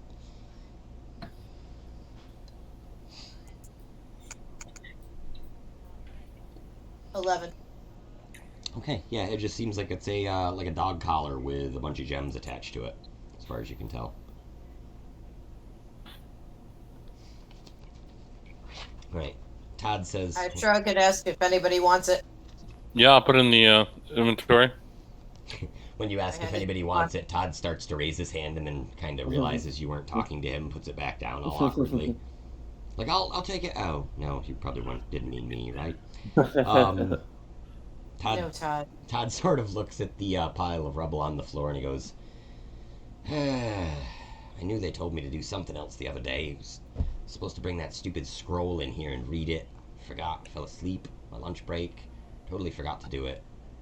Yeah, don't beat yourself up about it, Todd. We all have those days. What scroll would that be? It's just it's a sort of like a typical upkeep sort of spell, I guess. I don't know. I'm not really a magic user, but I was told I was supposed to bring this scroll, read it aloud to the statue, and that he said that it was something to do with making sure that everything would be all right in the dungeon for his next guests or something. That's what the memo said, anyways. I don't know. Middle management flunks up messages to me all the time. Where would I find this scroll? Oh, probably in the library. Maybe in one of the dens. as I said, it gets a bit confusing once you get much more south than like the churchyard. But here, well, come, I'll show you. And he starts kind of going back towards the door that you had previously noticed, the one on the south part of the room. And he fiddles with his keys yet again. And, So this is what, I'm sorry, what kind of collar is this, by the way? it is just a collar with gems on it. Each of the gems is probably worth around 100 gold, and there are 10 of them. They're a smoky blue quartz. And it's just kind of, each one of the gems is just like attached onto the outside of the collar. So you took the collar. Roll me a perception check, Todd. Okay. 7. Alright, yeah, it's a collar with some shiny rocks on it. Neat. Do I take a look at it? If you want, sure. 15. So like it's one of those things like, oh hey, that's kind of cool. Oh hey, that's kind of cool. When you take it, you kind of look at it for a minute, and you hear something rattle in the back side of it, and turning it over, you realize that there is a small compartment on it. In this compartment is a slip of parchment with the following written on it. Oh, I'm sorry. Does anybody have comprehend languages as a I do. spell? Oh, okay. So if you wish to, you can cast that, and then you would be able to read it. But you're pretty sure it's written in a magical code of some sort. Yeah, sorry, give me 1 second to get back there.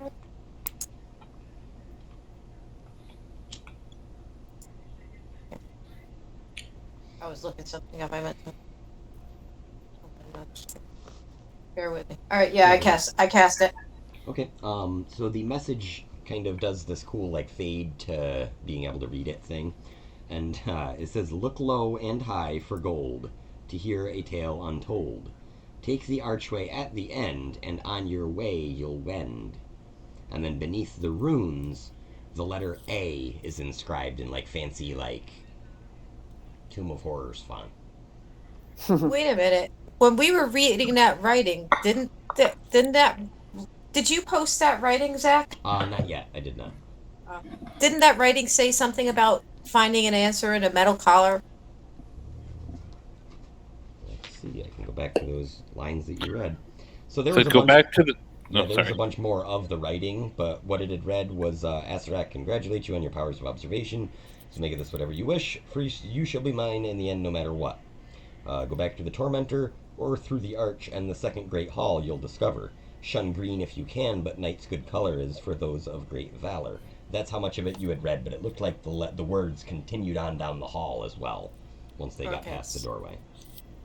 All right, I misheard you. Sorry. Thank you. Nope, all good. Guys, I have to be back in a minute. Okay. So yeah, it seems like maybe this is just another little taunting message from Acerack, the lich who seems to be in charge of this place. As Todd sort of fumbles with his keys, he gets the other door open down here, and as he does, all you see is a 10 by 10 room with no other exits. And he goes, "Well, come on." I follow him. No questions. Okay. Assuming that everybody else follows him, and the door shuts behind you. And as soon as the door shuts behind you, he fumbles with his keys for another minute, touches one to the wall, and nothing happens. And he stops, and he shifts to another key, and nothing happens. And the walls begin to slowly shrink in on you in this little 10-foot square room. And then on like the 4th or 5th key, as it's just starting to get uncomfortable, he goes, "Oh, there we are," and a door pops open. Just enough Let's all to make quickly- you guys wonder about Todd a little bit. So let's see. So I gotta get back to my map. Doodle doodle doodle. So you are able to go through. And you go through this situation several times in a weird pattern of these doors, these closing and opening kind of one-way passageways.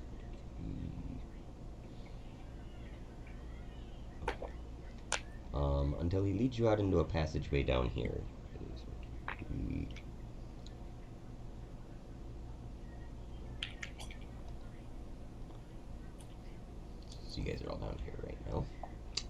as you make your way through these passages, it seems like you're noticing that Todd is using this same lever system he had discussed. Like, he's literally reaching down, finding a certain stone, pulling the stone out, and like pushing a button on it, and it's making these doors open. He's using a key to do it, but it's got some sort of a little switch in there. And as the rooms are closing in behind you, you can also hear like traps triggering or resetting or something in each one of the rooms behind you. And he continues to lead you through until you reach a room a bit back. Let's see, up here. I'm back, guys. Sorry if I'm missing shit.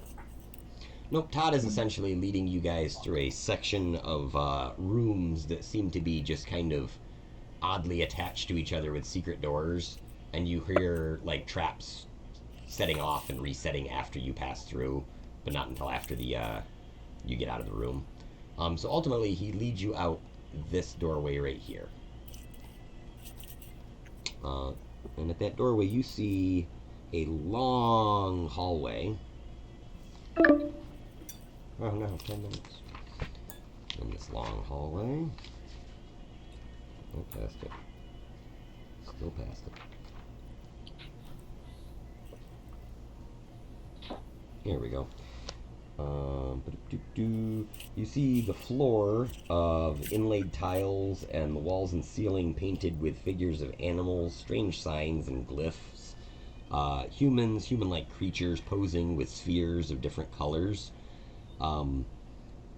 These globes are painted two-dimensionally, and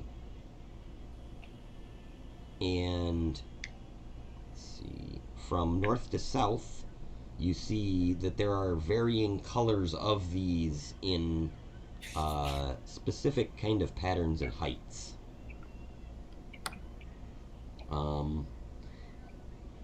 Todd sort of begins leading you down this long hallway here that, let's see, how far back does it start? Starts 2 squares back and keeps going down this way. 6, 8, 12, 2, 6. So you guys can see about to there on it. Is anything? There is a small kind of tunnel that leads off this way. It's only about 4 or 5 feet wide. And then the room kind of abruptly ends up here. So you guys, I'll move you guys over so you know where you are. Along with old Todd here.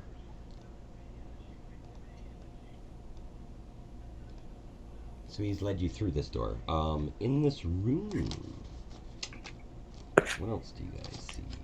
There are 2 doors on the west wall. One is here, and one is down here. And Todd begins kind of moving you guys, and he's moving at sort of a half-assed pace. He's not like running by any means. He's just kind of like, like, I know you guys said you wanted to get there, but like whatever. It's, you know, it's my break. So he's headed south. You guys following him still? Yeah, I'm trying to walk exactly where Todd's walking to. Okay. I love how it's just like something laissez-faire, even though we just gave him like 100 years worth of fucking salary. Well, yeah, he's a teenager, so he doesn't. He's only thankful for just so long. So he continues down, eventually reaching a place, finding a spot along this wall here, wherein you see, I'm doing a lot of page flipping.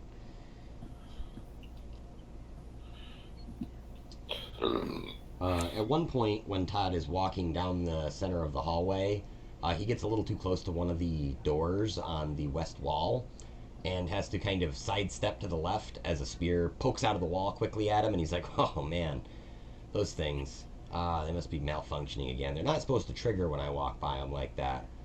I'm not really supposed to tell you, but the other one's probably trapped too. We're paying you to tell us if something's trapped. Like, that's the point. Oh, I thought you just wanted to get to like... Yeah, safely. We wanted to get there in one piece. Well, yeah, I suppose that's kind of important. Yeah. And you're pretty sure right now that Todd is high as a kite. Like, you're like, I think he's like high on pipeweed. Like, he's got to be. Yeah, he's must have a hobbit friend somewhere. So let's see. That's racist. Just kidding. To the hobbits, and I feel like hobbits isn't the preferred nomenclature. No, that's the original nomenclature. If I call him a halfling, that's being disrespectful, isn't it? I don't know.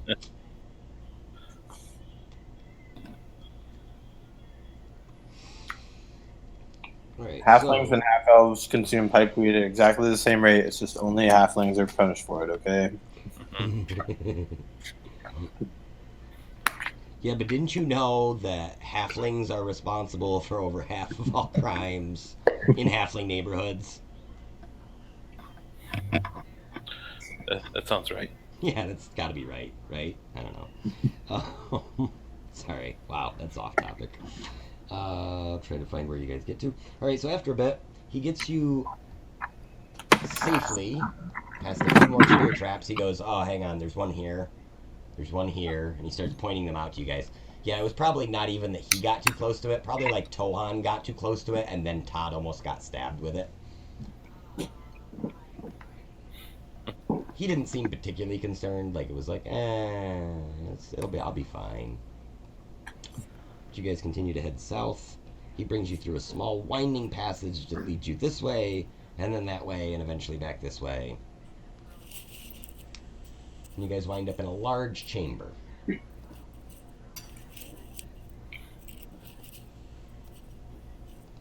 And a passage that goes under the main one.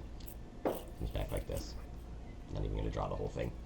You wind up in a chamber that is about 50 or 60 feet wide, it looks like. Nope, just kidding. We're going to say it's 80 feet wide. Yes. And in this chamber are several church pews. That's about right.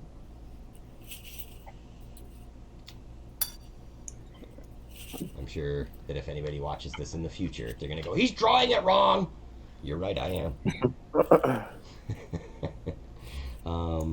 You're doing it wrong. You're doing it wrong! There's no Todd in the modules. Then they'd be Todules. And that's how you lose D&D. Shit. Points? Everybody has just lost. They just lost experience because of what you said. Yeah. Let's see. So in area number 14, We gained Todd points, though. totally got Todd points. Welcome to his Todd Talks. Oh, there goes the experience again. Yeah. Well, I give it back to you guys when I make the bad jokes, so it's Okay. fine. It levels out. So, when you get to the end of the long tunnel, right before you get into the this kind of chapel, Todd he says, "Hang on, I gotta do a thing," and he grabs a lever that is kind of secreted up in the ceiling above this this last remaining door, and he pulls down on it, and the door spins around in a circle, switching from what appears to be an open doorway to what now appears to have lines of wire running all across it, and it happens super fast. It's like just chunk. So like it looks like it was a set of like razor wire that if you just walked through it, it would have shredded you pretty much on the spot. Todd says, that one's pretty nasty, man. It takes a while to clean those up when somebody gets caught in that one. So, like, yeah, I figured, like you said, you want to get there safe. I don't want to and I don't want to have to spend the rest of my afternoon cleaning you up off the floor. That would be bad. So Yeah, we wouldn't want to bum you out, Todd. Yeah. Plus, that's how you get paid by us getting their state. Yeah, I mean, like that's I could really use that platinum. But I mean, to be honest, like if you guys all die in the next room, like I already got 25 platinum, so I'm not doing bad, and then I get the other half of my break. So like, How would you like to get the other half of your life? Oh, see, man, like I don't. There's no you don't Hey, need to like. let's be nice to Todd. Todd's showing us the way. I mean, I'll show you how to get there. And besides, also you got to realize if you guys die and I got to clean up your bodies, then I pretty much get whatever you have anyway. I mean, sure, I got to turn it in, but I could probably get away with. Todd, I don't like where this is going. Let's just keep. You know what? You're right. I shouldn't even talk like that. I don't want to discuss any sort of stuff that I may have gone missing from a job site. I crack my knuckles loudly. I look at Todd and I say in a very low voice, if anybody dies here, I guarantee, Todd, it won't be one of us. Oh. And he kind of stops and looks at you. Make a intimidation check for me. The call's about to end here in like 10 seconds. Okay. Oh, yeah. All right. Here, you make the check, I'll relog us in. There you go.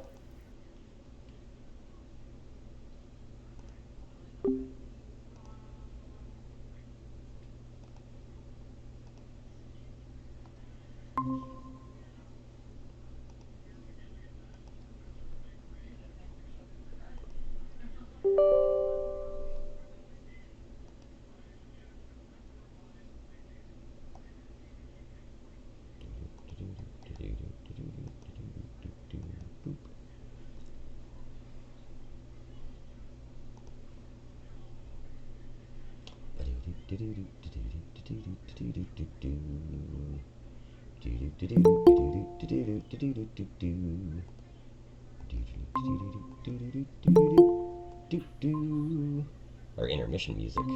It's just me going. I mean, I probably only got like 10 minutes left because I'm like falling asleep. I got like no sleep last night. I got you.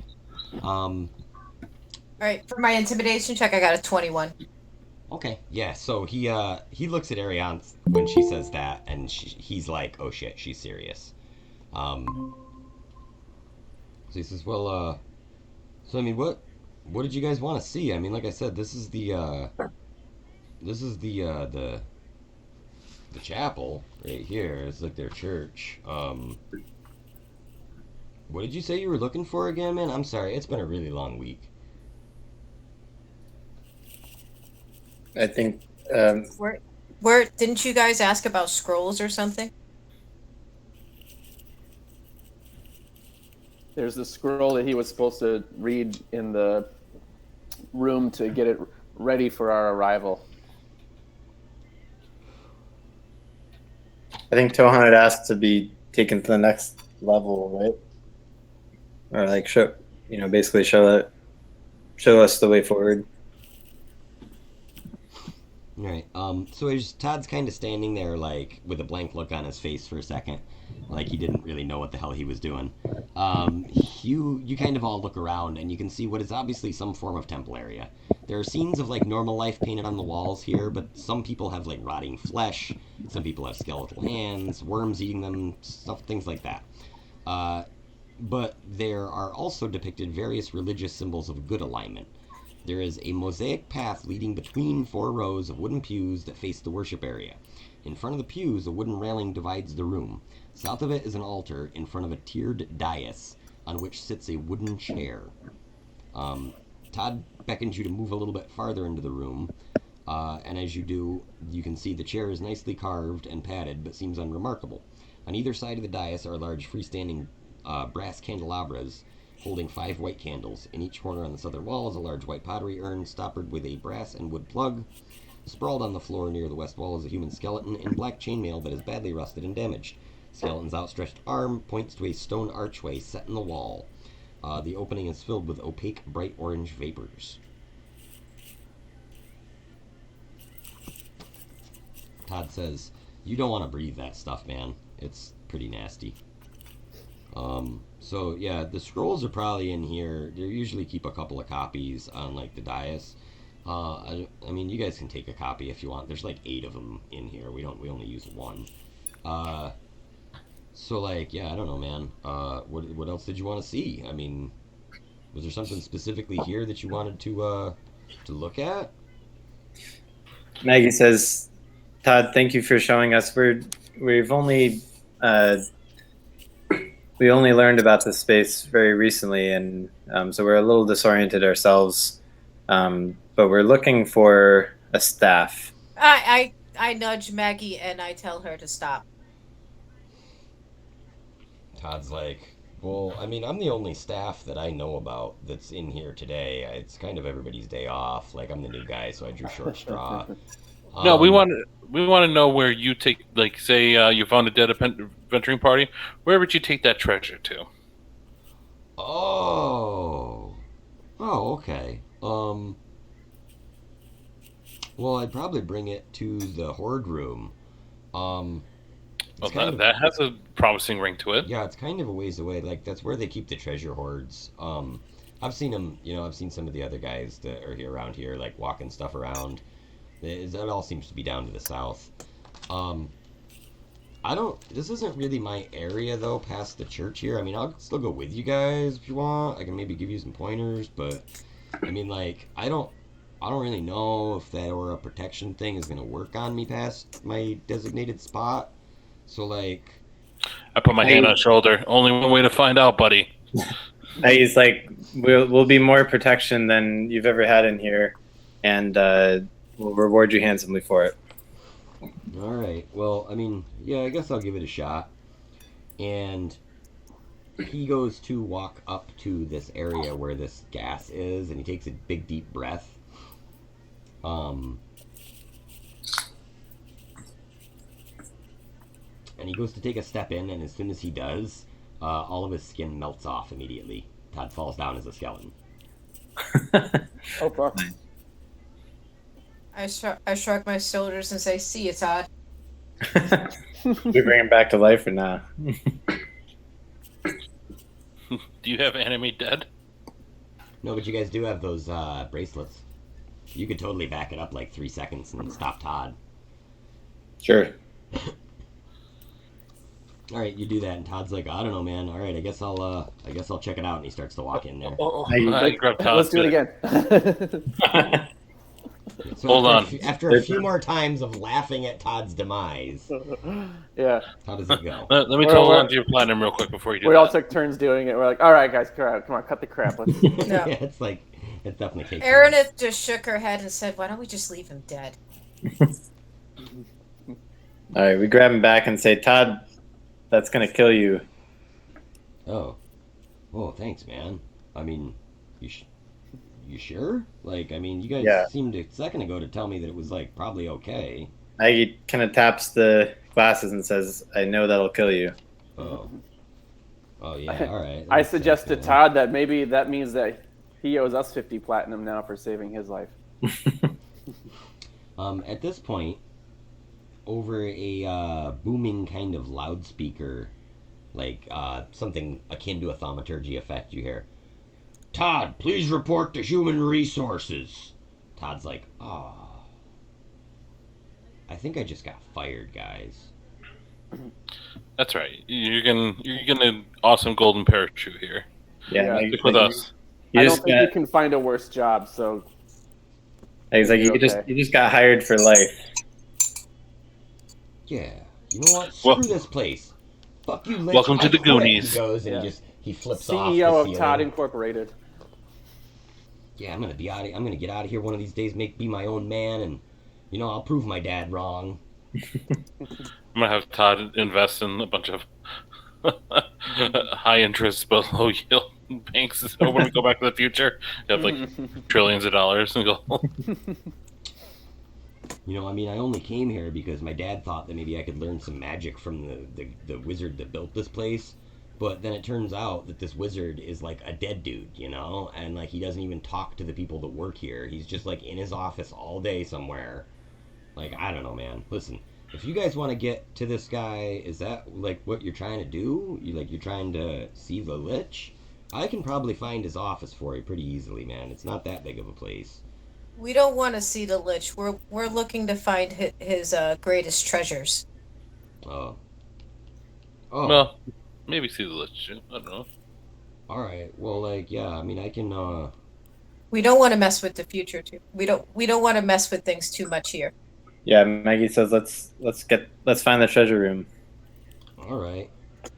So Todd I begins say to. to Todd, perhaps if I can sense any magical ability in you, I can teach you a few spells. She's feeling slightly guilty about wanting to leave Todd dead. Really? You think like maybe I could become like a cool wizard? I could like cast spells and like I don't know, like do cool wizard stuff. That sounds like an awesome job. Can I do an Arcana check to check and see if Todd has any magical ability? Um, Reggie, like you start to confer with Reggie, he's like, nope. I can show you how to get real angry, Todd. I Are look you at Todd gravely and say that perhaps his path leads in another direction and that he should look into alchemy, and I give him a few alchemy pointers. Yeah, I had a friend who did some alchemy once, but then it spilled on him, and he just kind of wasn't the same after that. I don't know, man. I don't really like drugs. Alchemy has many uses, not. Todd promptly, after saying he doesn't like drugs, takes out a stick of pipe weed and shoves it into a pipe and starts smoking it. I casually mentioned to Todd that potions can be as strong magic as spells. He goes, well, that's cool. Yeah, I mean, like, I'll take you up on that. I could learn some stuff. You know, I mean, like, I could. So, like, you guys are like, it's like I would have a job with you guys. Like, this would be like you paying me to do a job. I could do that. Yeah. And he's like convinced. He's like psyching himself up now. He goes, all right, well, let's go find this treasure you guys want. Do like, it's got to be in the treasure room, man. I know I heard those guys talking about it. I'm pretty sure I can find it. And he walks over to the east wall of this temple room. On the southeast wall, there is yet another secret door, and the mechanism still works for him. And he leads you down this kind of sloped ramp, and the space you are in begins to narrow more and more to the point of uncomfortability. You are now in a single file line until he gets to the end, squeezes through a very small space. Toan, probably being the largest, has the most trouble, but is just able to get through. And he leads you again past a few more of these pit traps. I won't even have you guys roll for him. He takes a board from off one side and like stacks it sideways. Like, nah, you just do this, man. Like, it's easy. Brings you down a series of several more hallways until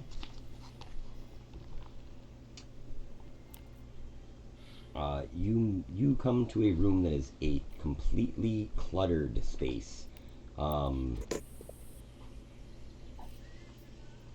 All of the walls are lined with shelves. There's old jars with dust, ingredients of all sort that look like they are 500 years old, a large desk and stool, 2 workbenches, 2 preparation tables, each containing a dead body that is partially mummified or in the process of being mummified. Clay pots and urns on the tables and floor obviously once contained all sorts of things. They're sticky on the outside, different dyes and things. Linen wrappings are in rolls or strewn about. And dried herbs of an unidentifiable nature, along with bones and skulls, litter the workplace.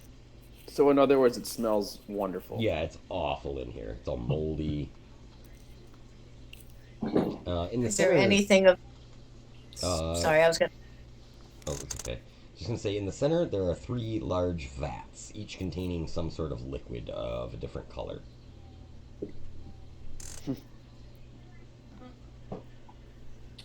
So this is the horde room? No, he just says it's through this direction here, and he's kind of still leading you through this room, but there's a bunch of crap in here. As I'm flying, I look around to see if there's anything of value to grab. Okay. Roll me a perception check.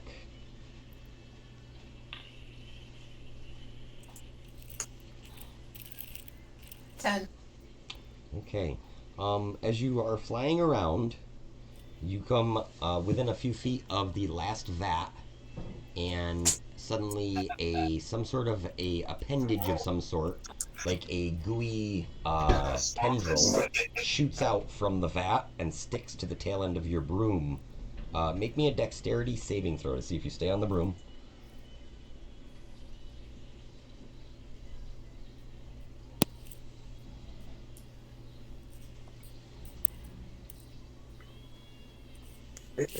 Dexterity saving throw, you said? Yep. DC is going to be a 15 on this. This thing grabbed a hold of your broom. So you're like zipping right along on your broom, and something just kind of grabs it and sticks to it. Ooh, 17. Sweet. Okay, so you are able to hold on to the broom. Your broom, however, is grappled, so it is just basically stuck there on this thing. It's like kind of flailing a little bit, but you're like stuck. Alright, so what grabbed my broom? I'm sorry, I missed it. A tendril of kind of a yellowish brown ooze sort of thing shot out of this. Maggie, as you look over, you see that the third vat actually has a set of stats blinking above it, and it says ochre jelly. Zach, can I help Arinth by grabbing the front of the broom and like pulling in the direction she's trying to fly? Yeah, absolutely. Make me a strength saving throw, and I will contest it.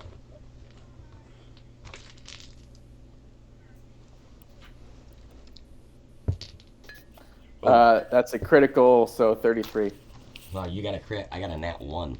So yeah, you are easily, like, you grab the broom and just separate the ooze from it immediately. Like, just rip it away. I nod my thanks to Validia. Like candy from a baby. A really gooey baby. So 2 or 3 of these oozy tendrils just kind of slap about at this vat for a second, and then they slowly draw themselves back in. And Todd goes, "That's new. I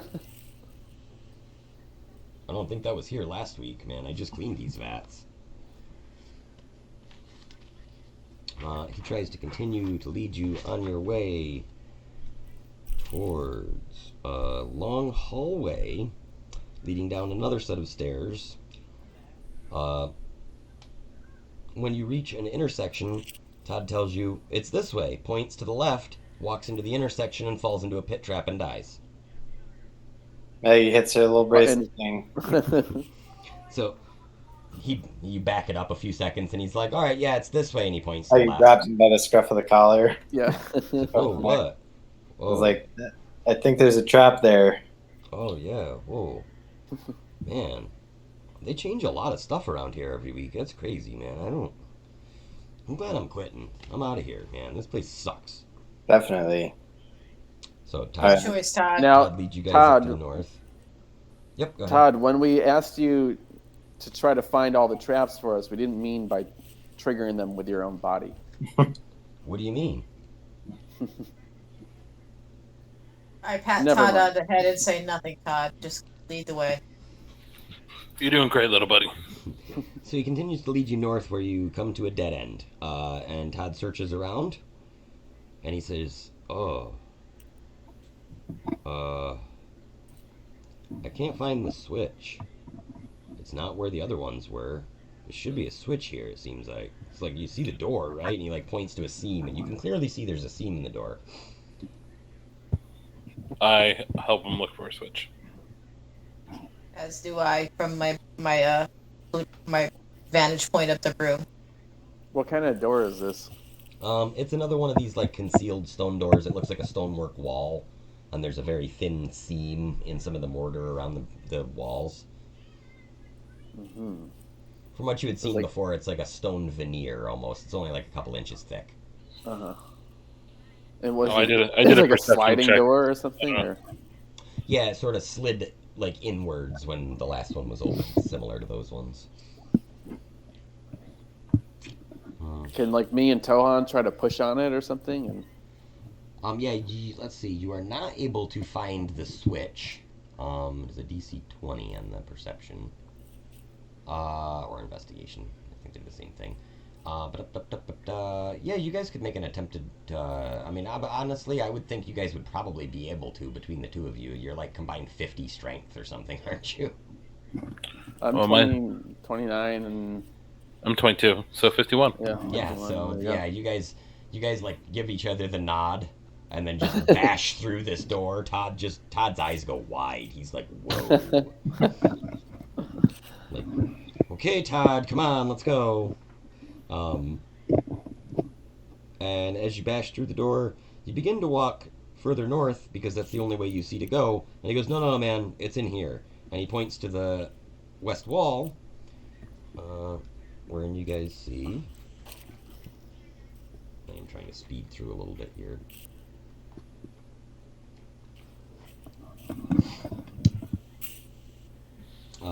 This corridor leads up, kind of at a little bit of a slope, and Todd begins to lead you up this corridor, 10, 20, 30, 40, 50 feet.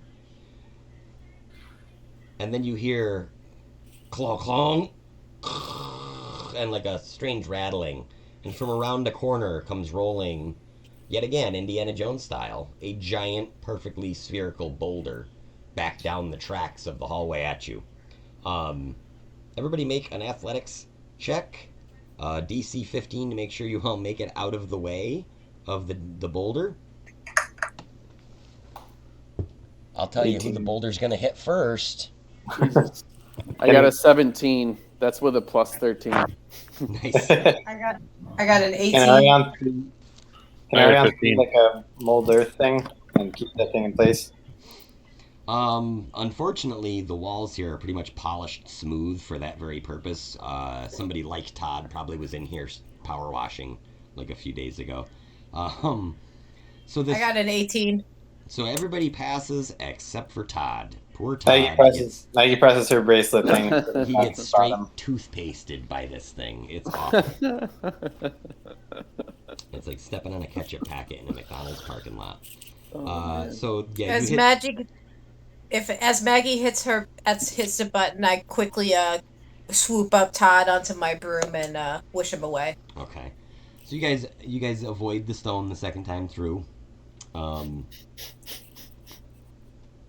Todd's like, man, that's crazy. Like, how did you know that was gonna happen? Like, he just seems shocked. You guys have saved him like 5 or 6 times now.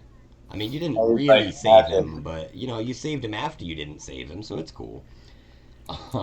I just smile at him and wink and say, "Stick with us, and we'll do right by us, and we'll do right by you." Hey, stick with us, kid. Sorry, guys. I got to bounce here. No doubt. All right. I will give you guys the option then. Do you guys want to leave it here, where you guys can finish this up next time, or do you want to go on without Tohan for a little while longer? It's up to you. Let's just leave it here. Okay. I was going to say, I'm fine if you guys keep going. It's not going to hurt my feelings at all. So. Yeah, and you guys are about halfway through, so that tracks, where we should be able to finish it up next time of this particular adventure. Cool. I'm down either way. I got stuff to do, but I'll stick around if y'all want to. Why don't we call it for the night? It makes more sense to call it, probably. Okay. Sounds fine. Speeding through the middle part and then getting to the boss battle and being down a guy would suck. Yeah. Yeah. Mm-hmm. You mean we're gonna have to fight the staff? Just kidding. I mean, what boss battle? I don't. No, there's probably not even one of those in this dungeon. We're gonna have to fight Todd. God damn it! Todd's gonna morph into something crazy. Well, Todd's cool. Todd's pretty easily swayable at this point. Yeah. He's like, he doesn't really want to be scrubbing floors in a dungeon. It sucks. Mm-hmm. He's young and impressionable. Exactly. Like, whoa, wait a minute. You guys are heroes? That's cool, too. Arianth could turn him into a succubus. That's true. If someone has polymorph, we could just turn him into something that's actually useful. Indeed. He just becomes your guys' like flesh Canary. puppet. Yeah. Well, I was gonna say he's the canary in the coal mine, where just like. Well, Oops, totally a canary. that's almost literally what you guys did through this actual tomb. Yeah. It's like just pretty much like, Todd, you go first. Oh, Todd died again. Yeah. Oh, well. Todd is totally our canary. This is like vaguely based on something that Chris Perkins did with Tomb of Annihilation. He does it much better than I do because, you know, he wrote the book. So, but yeah, so cool. I will see you guys next week then. I'm gonna go check on my pork roast because it's probably really close to being done. Nice. Yeah, Sounds good. pork roast. Have a good night. All right. Good Have a night, night, guys. everybody. See y'all next Sunday. Good night.